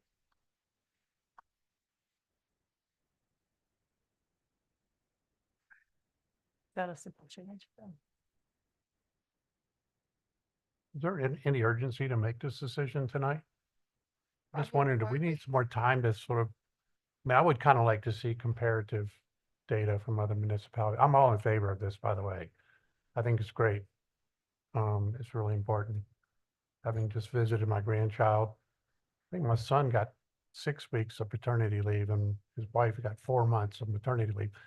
And they have a night nurse that comes in a few days a week. So, it's really hard, Yeah. but who's going to pay for it? And how much do we pay for it? I mean, I'll tell you too, from our discussions and looking at some of the research that Sarah pulled up, I mean, it ranged from 6 to 12 weeks was very typical.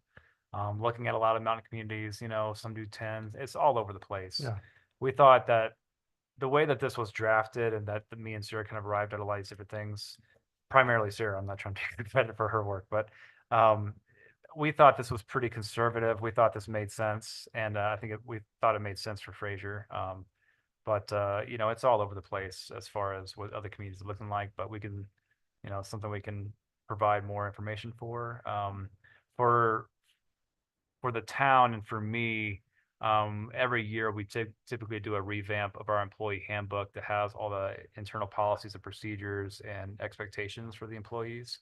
And this is something that we'd be looking to integrate into that. So typically I have to have that draft done, and it requires the signature of all employees to be signed before the end of the year. So it's typically an end of the year type of thing, but if the board agrees they want to bring back the info, we can. Could we also consider subsidies for childcare? I mean, that's a different policy. I mean, it's a little different, but I think in terms of attracting employees and retaining employees, I think that would be really important. Yeah. Especially if we gave money to grandkids and we would be guaranteed a certain number of spots that we could fill with town employees. Yeah, I mean, I think that's a different resolution, but I think Yeah. that's something that we should look at. Yeah. Absolutely. Kind of a first right of refusal for a couple spots Mhm. kind of thing. Grandkids. I was also thinking we could approach the ski resort just because they have their own childcare for their employees, but maybe we could get the town staff to count as employees towards childcare there. Could be another Yeah, and option. my understanding is that childcare facility used to be open to the public, but that now they can't meet the demand of just their resort and employees, so they closed it to the public. Yeah. But that's an interesting question if they'd be open. Well, I think it's a great start and framework, and we can come back and change it, and there's nothing imminent. We have pretty much fully staffed right now. We're looking for any employees right now. We're about to be looking for one street operator that Okay, going to another Great. local. yeah. I'm one of those people that I just like to do it, get it done, get on the books, and then we can look at it again later. And if it needs to change, and we're taking a leadership role in this and the county. Once again, making it happen. Once again, she says. Yeah, I do. Don't you want Witter Park to follow our lead for once? Yes. We can, someone can still make a motion. Do you think I mean, the 0 to 5 age group is growing? Because, is that a COVID bump or is that, everybody's staying home? I don't know. I mean, it's interesting when I've heard the state demographer talk, and I was looking for her presentation, and I couldn't find it, but I'm sure I could track it down. A lot of mountain communities saw this population increase during COVID, and they have since lost population. Fraser has maintained it and continued to slightly have the smallest population growth. And again, particularly in that age group of kind of young families. But I think we're all well aware that we lose so many families, because it's one thing to be a ski bum and live with a bunch of roommates. It's another thing when you're trying to figure out how to pay for housing for a nuclear family, childcare, just all the other expenses that come with being here. So I've wondered, because I know a fair number of stay-at-home moms up here, and in my head, it's a higher percentage than what I've seen in Denver or elsewhere. And I am not supporting this with data, but just privately, I've wondered if that in part is because, childcare is so limited and it's so expensive, or, what exactly is going on there. But, Yeah, I would say anecdotally, it's because it's limited. It's not because it's too expensive. It's like because how what's that? I it's- couldn't hear you. It's limited. hole that we're all gonna be filling. right. Yeah, yeah. I mean, I was If we working. had more childcare, more parents would work. There would Yeah. be less, The workforce at home. right? Yeah. Yeah. I want to make a motion to approve resolution 2024-10-03, adopting the town of Fraser parental leave policy for town employees. Do you want to Oh, add? with- the- With Brian's change to the 50%. What was that now? Basically just prorating. So at 6 months, they're at 50% base pay. If they're at 12 months, they're at 100% pay. And just prorating it throughout that 6-month period, just so there's not One buckets. category. Yeah. Just a spectrum. Hmm. I think that makes a lot of sense. I'll second. Any further discussion? All in favor? Aye. Any opposed? Any abstentions? I'm gonna abstain just because again, I would like to have a little bit more time to think through the details, but I'm not opposed to the policy. Sounds good. Motion passes. Alrighty. Thanks, everybody. I just want to give a shout out to Sarah. You know, we had been talking about this issue. She's clearly passionate about it. Getting me a little emotional about it. And she took it on. She was really willing to do it. And I just want to say thank you for, your interest in this, and clearly your heart invests in this. So thank you. Sarah. Just to Sarah and DDA and all that stuff. Amazing. All Okay. right. Moving on to resolution 2024-1004, letter of commitment for grant application for Colorado Safe Routes to School. Paul. Good evening, Yes. board, mayor. As you know, we're trying to install sidewalks along Eisenhower and Norgren, and the Safe Routes to School grant was brought to our attention again, and we made it in time. And Wonderful. kind of threw Alan under the bus here and had him apply for it. But one of the things we wanted to do was get a letter of commitment from the board for the 20% match, which we've already budgeted for the sidewalks to be installed. But we would use state funding to fund 80% of that. Then we could redirect that money to another project within town. So this is not this is not necessarily required by this grant, but it is required for the next one. So if I was bringing one, I figured we bring both, get a letter of support that the board is behind town staff applying for this Safe Routes to School grant. I know Alan and Sarah met with the elementary school yesterday. There's some requirements on their end, a parental survey, but there are no sidewalks, as you saw on the comp plan in Old Town. And so this would provide a sidewalk at least from the railroad tracks to the school and from the new Mel Avenue apartments, just as a start here to get some sidewalks to get the kids not walking in the road on their way to school. Speaking of that, there's a crosswalk right in a blind spot going over the tracks. Is that gonna be moved? Anybody know what I'm talking about? Yeah, right Yeah. here. It's like, why is it there? Yeah, when it goes onto the bike path, when you're coming. Yeah, it makes sense if it goes onto the bike path, but nobody uses the bike path anymore because now there's 2 lanes of traffic that go to pick up at Fraser Elementary. So that's not really a bike path anymore. You guys know when you Yeah. like the traffic goes down that one way, it's 2 lane going one way. Huh. Now because there's too much traffic, and so the crosswalk goes right where you're going across the tracks and you can't see the little. I've never let my kids walk to school ever, and you guys know where I live Yeah. because they have to cross Eisenhower at that high traffic time, and there's really no safe way for them to do that.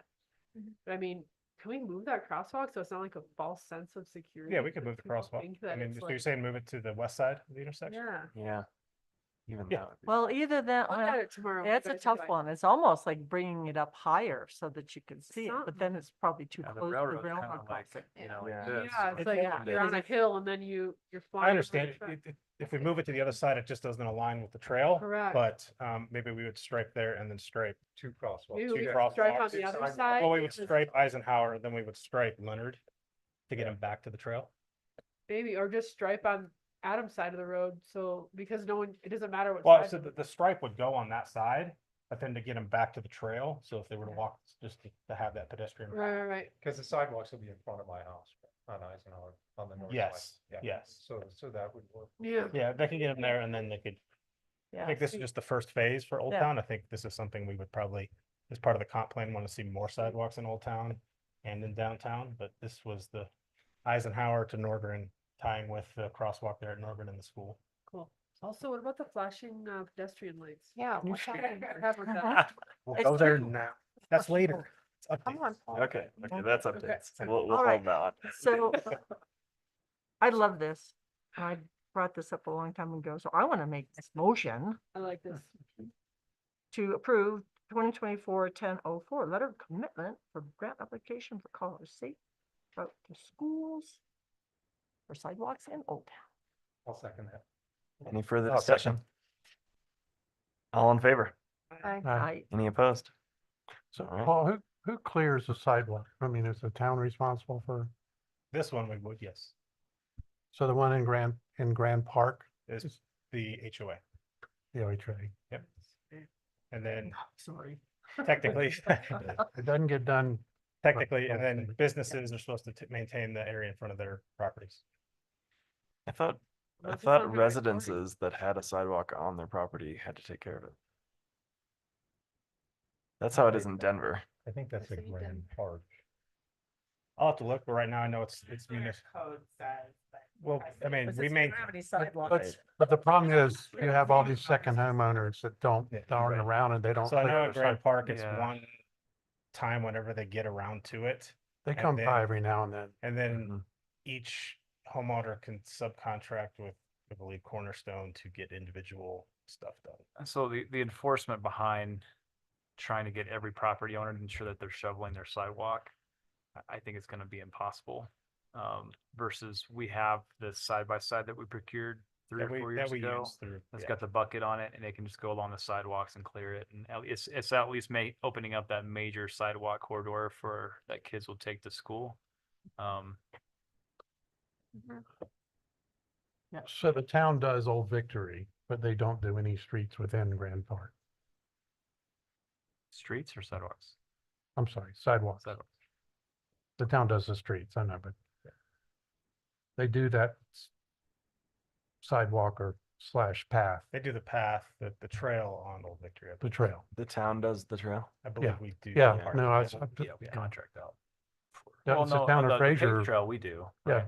But he's talking highways Old aren't paved. Victory on the inside, on the Yep. meadow side, it's. It's a town vehicle that does trail, it. I mean, It's not a sidewalk. okay. Okay. Move on to the next one. Resolution 2024-1005, letter of commitment for grant application for off-system bridge program. So in 2023, CDOT inspected the South Wapiti Bridge. So is that the one that was just replaced? No. Okay. No, that's County Road 8.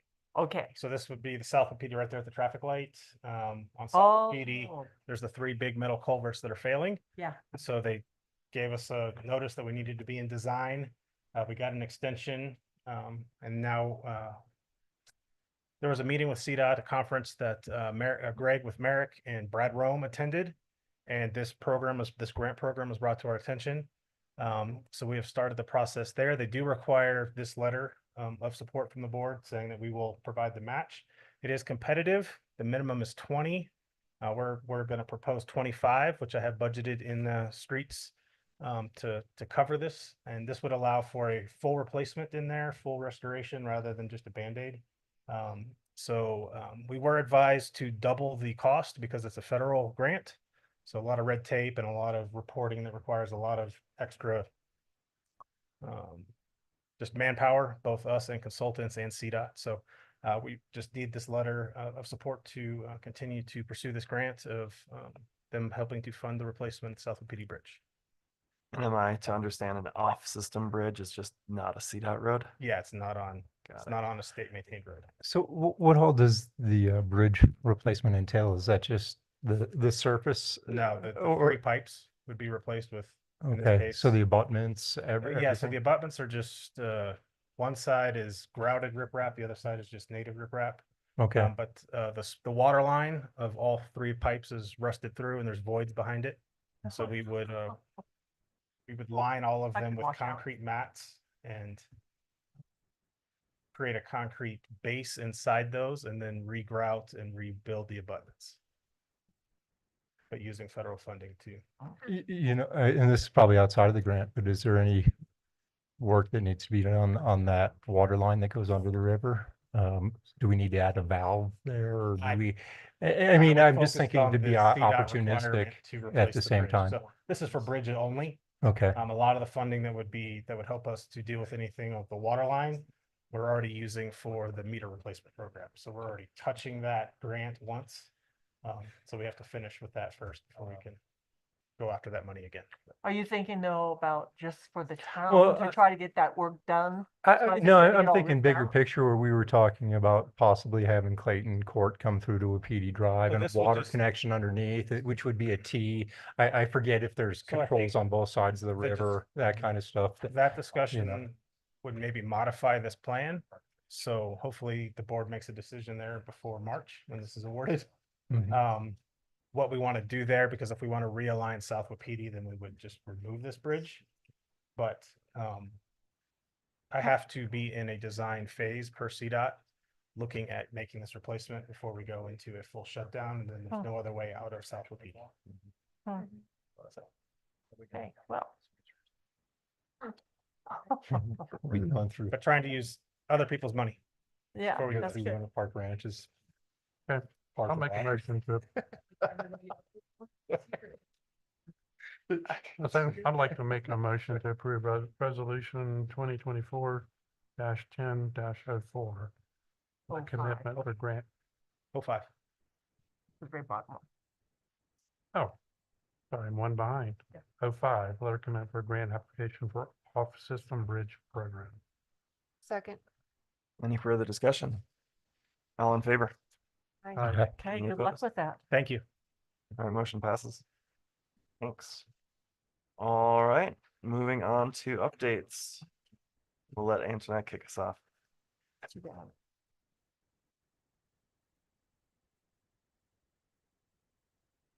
So as we are nearing the election, or actually in the election cycle, I wanted to just reiterate that the town board did pass resolution 2024-0606, proposing to move Fraser's elections from April to November. The ballot question specifically reads, shall the town of Fraser's regular municipal elections be moved from the first Tuesday of April in each even numbered year to the Tuesday succeeding the first Monday of November in each even numbered year? So this would just allow us to move the election from April to November and coordinate with the county for the elections rather than it being all handled here at Fraser Town Hall with the clerk's office. A lot of it would still be managed here at the clerk's office, all of your petitions and your Fair Campaign Practices Act and all of those components would still be managed here, but the actual ballot would be printed on the November ballot with the county. And so right now we are doing a social media campaign. And what it says, and I just wanted to share this. So the ballot, what it says is the November ballot question, should the Fraser move the regular municipal election from April to November? Pros of the change, there would now be a coordinated election with Grand County, thus creating cost savings for the town, and Fraser registered electors may have fewer elections to vote in. And the cons of the change would be issues which are specific to the town of Fraser will receive less focus when they are addressed alongside other ballot questions. And voters who are solely interested in matters relating only to Fraser will no longer have a separate election date centered only on the town of Fraser elections. So just wanted to just reiterate that this will be on the ballot in November, if you have received your ballot. And were you putting it out on social media? That is on the town's Facebook page, Instagram, all of our social media outlets. Yeah.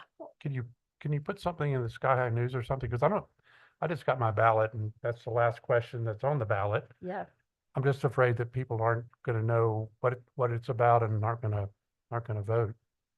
I mean, I would add another pro is that, you know, April's a weird time for people to be campaigning, or the spring, you know, February, March is really difficult to get out and campaign.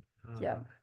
So moving it to And voter November. Turnout is really low. Right. So, I mean, I would add, For the town of Fraser, it was actually, we had pretty decent Was it? turnout. in terms of, 70% or so. Wow. Okay. Yeah. in terms of getting For this out, year. Mhm. getting out your message and campaigning and getting out and meeting residents and stuff, it's very difficult that time of year, February, March. But Yeah. can we put something, maybe the Sky High News or something, because I'm afraid that people aren't gonna know what it's about and aren't gonna vote for it, or aren't gonna vote. So I could add another, what you consider to be a pro or con statement. Now, the town can't make a stand one way or the other that we want people to vote for or against it. We cannot do that. Right, okay, but just, you know, if you're gonna add a pro, Hmm. I would say it would give residents more of a chance or better chance of meeting their prospective representatives or whatever. I mean, yeah, Right. More opportunities for We voter can education. definitely do that. Just to clarify, it sounds like we still have the ability to put out our own blue book describing both sides of the issue. No? But it's too late now. It's too People late got their ballots. for that. No, I'm not talking this specific election. I'm talking about future elections that, let's say we have 3 or 4 items on the bottom of the ballot for the county, we can put out our own pro con blue book basically To our for Fraser our residents. Fraser Yeah. issues. So it doesn't preclude that. Yes. Okay. right. Correct. And it doesn't preclude us from doing special elections on any other items that might come in between election times. Okay. Could you put maybe a dollar estimate in terms of how much it's saving the town? Yeah. I mean, that, to quantify it somewhat, ballpark, so residents understand. I can, at this point, I'm not exactly sure what the county is gonna charge us for the election. For our ballot question, they have said they could charge us up to $5 per registered voter. But she said they probably won't charge us that much. But I haven't seen an invoice. I don't know the exact dollar cost and savings of that, to be honest, but we could Guesstimate. guesstimate. I mean, even I've heard anywhere from $10,000 to $25,000 thrown out there for an election here. And even if the county charges us 5, it's still $5,000 that we're saving, you know? Yeah. So, and I know we're way past this point, but I've seen other ballot questions say stuff like, shall the town of Fraser save $5,000 at least, you know, by doing an election in November? You know, just it's slightly sways people, Mhm. and we just made a blanket statement that just says you want November instead of April, and it's like that's it's not very convincing either way. I don't know. I don't know Very what the rules are on straightforward. that. It's very straightforward. I think the ballot language It really is, straightforward. but I think when it's just something like that, it's like, no, you know, somebody's just Right. gonna be like, just leave it the same. Right, there's no explanation. It's like, well, why? And you know, Right. it's like, oh, Right. their Like default anytime is to this- vote against it, right? Yeah. Yeah. Okay, well, I'll work on the campaign that's on social media. That's at this point in time is I think really all that we can do. No. Yeah. Right. Is include some more pro statements, for our campaign. Can we put something in the Sky High News or? I could probably put an ad in the Sky High News, to run probably next week. Okay, Yep, I'll work with Sarah on that. Could be a good letter to the editor as well. Yeah. From an elected. from the official. mayor. You can do that. I can sway people. You and- have to advocate as yourself. Yeah, you can't advocate as the Advocate mayor. as a town. Oh, but I can't No. put mayor. No, No. Nope. no, you have to advocate as a private citizen, because as a town board, you voted on that. We cannot persuade people to vote one way or the other Right. as a town, as a Hmm. ballot question. Okay, Very careful. The business owner. somebody can do Yeah. it. Yeah. Yeah. Concerned You- citizen. Okay. Eileen would be, yeah. Yeah. Eileen would sway the vote Yeah, yes. for sure. Yeah. But I just Always. think it's, a lot of people are casting their ballots. Anybody cast their ballots here? It's It's the much longest better. ballot I've ever seen. It's a very long ballot.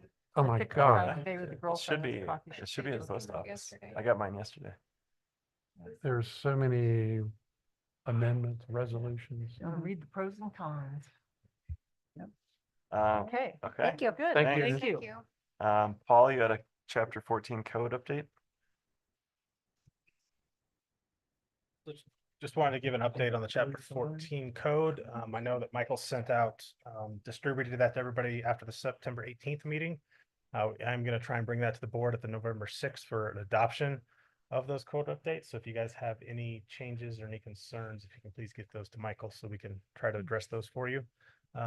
And then a second one is the dye tracer study that we had talked about is going to be happening on Tuesday, the 29th, weather depending. So that's the plan for that. So we'll get something out on social media that week to let everybody know, remind them that that's coming.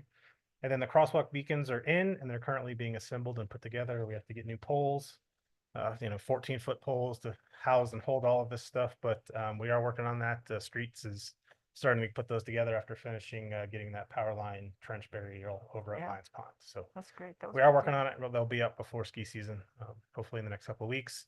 And then an update on the, I know your concern on the 2 streetlights that are out. Power to the People has found the problem is a broken line in that circuit. They're hoping to get out there by the end of next week to get that fixed. They're on a current big job up in Grand Lake, so they're working on that. So. I don't know. They said there's a broken aluminum wire in there somewhere, so not sure.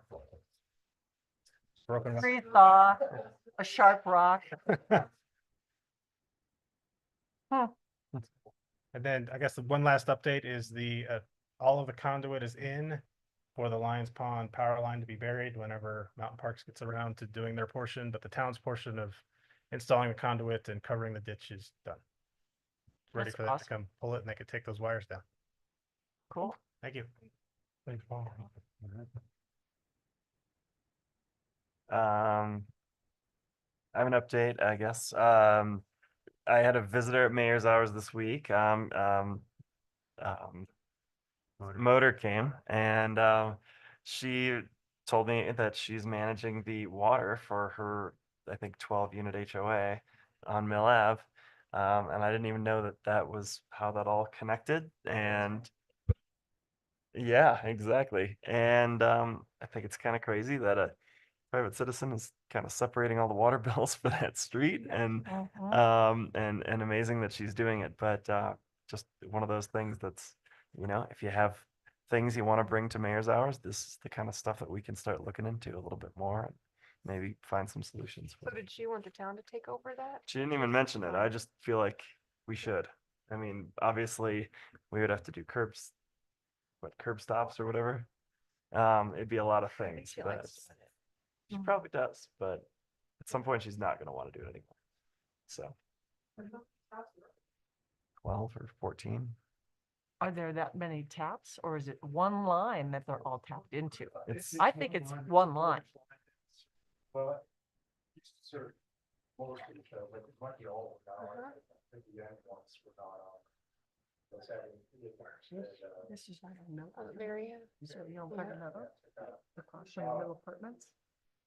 Those trailers and mobile homes. They're on their own. But they water line. have come sewer line, they become main line, and then the individual service lines basically stick straight up off the ground off that 4-inch line.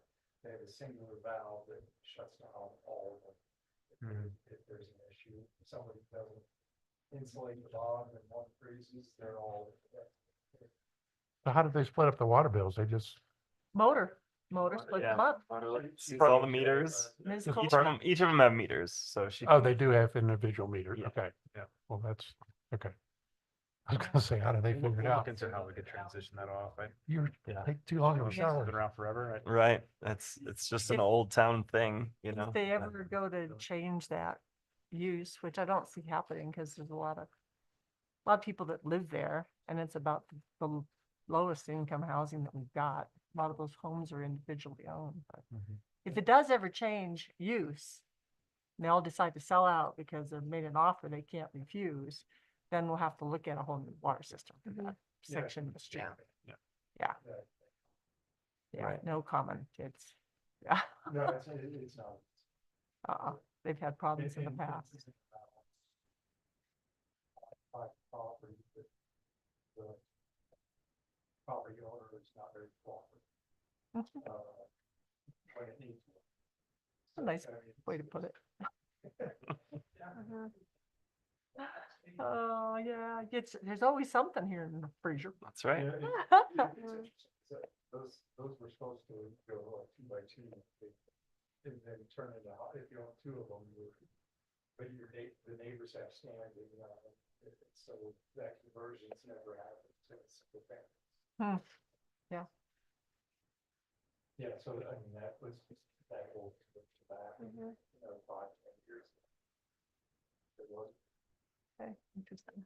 I've got a few for you. Okay, go for it. We need to schedule a groundbreaking ceremony for St. Louis Landing. We had talked, I think, originally about November 8th, but Sarah Wick will actually be out, and we want to have, I think, drone footage and some of the things that she can really help with that event. Consideration of maybe November 15th for everybody, which is a Friday. That day. You're out that day? Yeah. Do the day before. Could do Thursday, Yep. the 14th. Mm-hmm. I could do any day before that day. Okay. How does the 14th work at 1:30 p.m.? I won't be there. No, JFOC meeting. At JFOC meeting at 2. Other than that, I think it's fine. I don't think it'll go for an hour. That's ways off. About 3. I don't know. Golf course is closed. We'll look I'll at try that to make it. and see what happens. You It can't make it. depends on what we want to do after, if you want to have like a place for advertising. Right, right. So we'll work out with you guys and kind of send out some dates and see if they work with you, just letting you know that that's coming. You said the 8th won't work though? Oh, because Sarah's out? Sarah's out that whole day. She's actually going to be a panelist for Slate Communications for marketing strategies, which I think is pretty awesome. So I don't think she's ever done anything like that. So I think she's kind of getting out of her comfort zone a little bit and doing something like that. So I think it's great. But yeah, we'll send out some dates for that. Additionally, we have a couple of sign options for you for this rear sign back here, and want to get your thoughts on it. Let me share my screen here. We're either looking at a black metal or a like a polished chrome metal.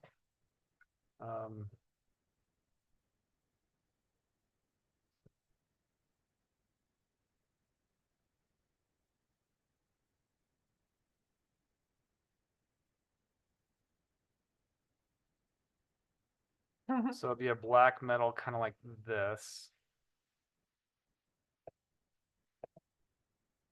Kind of that color. These can also be distressed if we would like them to. Otherwise, you'd be looking at a chrome metal finish like that. I like the black, 'cause it's more contrast. Yeah. Yeah. I went silver because I thought the wall was kind of dark and that was the black was kind of dark. Depending on how it turns out, with that, you can't What? see it. I want to paint this room. That's also an option. Say, paint the room. What color? It is. Should be matching the color scheme of our light. What? I don't know if we need white, but Why don't we are go you Euro? thinking like a lighter color paint? Because then I'm fine with either of the 2 colored metals. It is kind of. I like That's a weak Mhm. sample there. Yeah, exactly. We could test it. Yeah, You could exactly. match the color palette of one of the logos. Exactly. On the Melba? Yeah. Yeah, I vote for black or the brown with the Fraser. still. Yeah.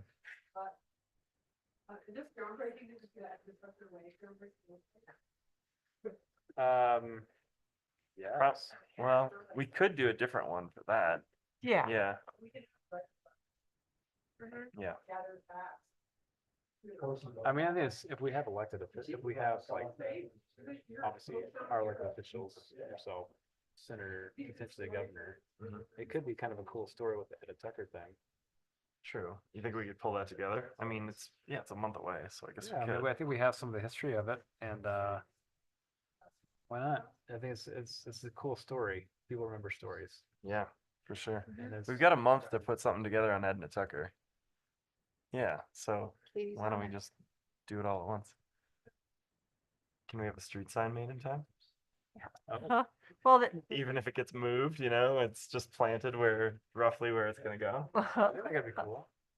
That'd be really I'll cool. talk to Paul, see what we can pull off. Can we get an extra one for? We may have to pull some Or strings in maybe, the park. 'cause maybe we they could. gotta- I do don't that know, ceremonial, maybe. give That's that for one. them. Yeah. Yeah, okay. Um, Okay. do we want to come back on the sign? No, black. what are we supposed to be saying with this? What Black. metal we like? Yeah, do you like the silver or the black? Oh, let me zoom out. What's the black again? Where's it? I'm trying to go to It's here. the It's just a, What is that? Yeah, I know, It's just a me piece too. of black of what's metal. that? Contrast. Okay. So if we paint that wall something light, then either one will work. In fact, black will probably work even better. But yeah, rust on rust.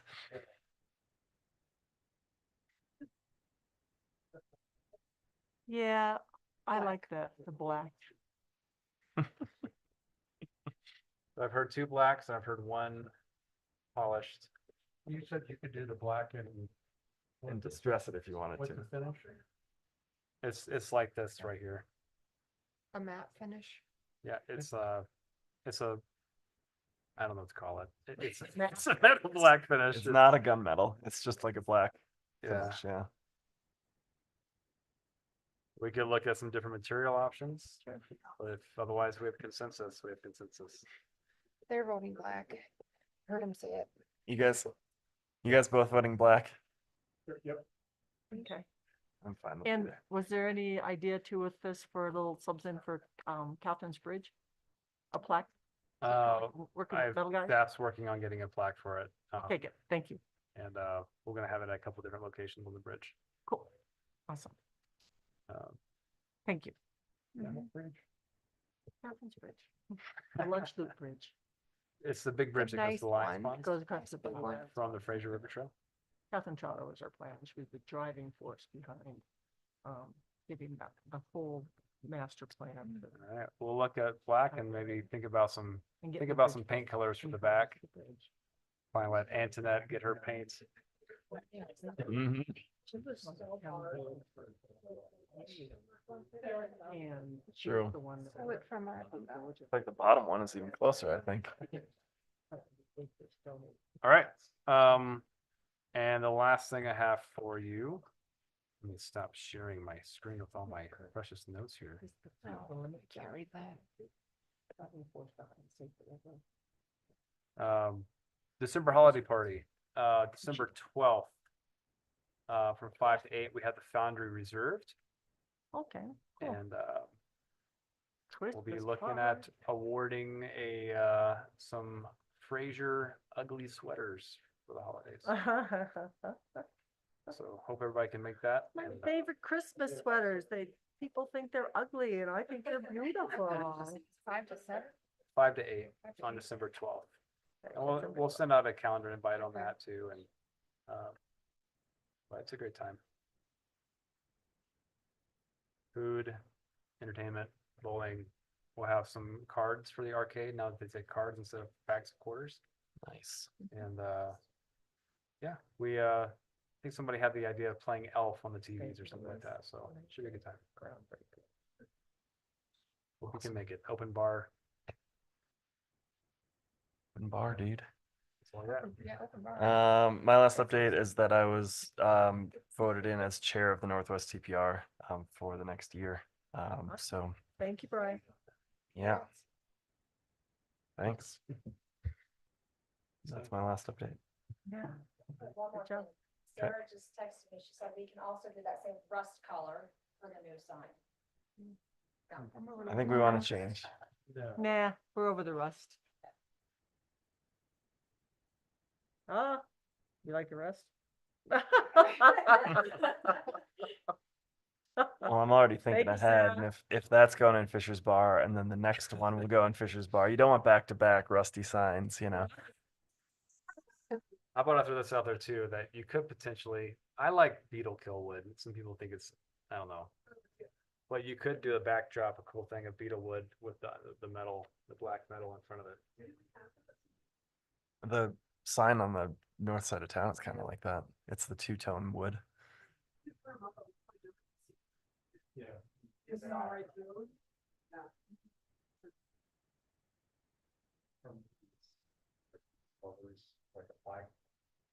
Oh, boy. Hmm. Are you talking about entry or you talking about here? Here. But. It would be reverse, by the way, because if you look at our town logo, nothing connects. And so the metal would actually be everything around it. And Yeah, so the letter, yeah. what you Yes. Call it zero space, like so the letters are holes. Right.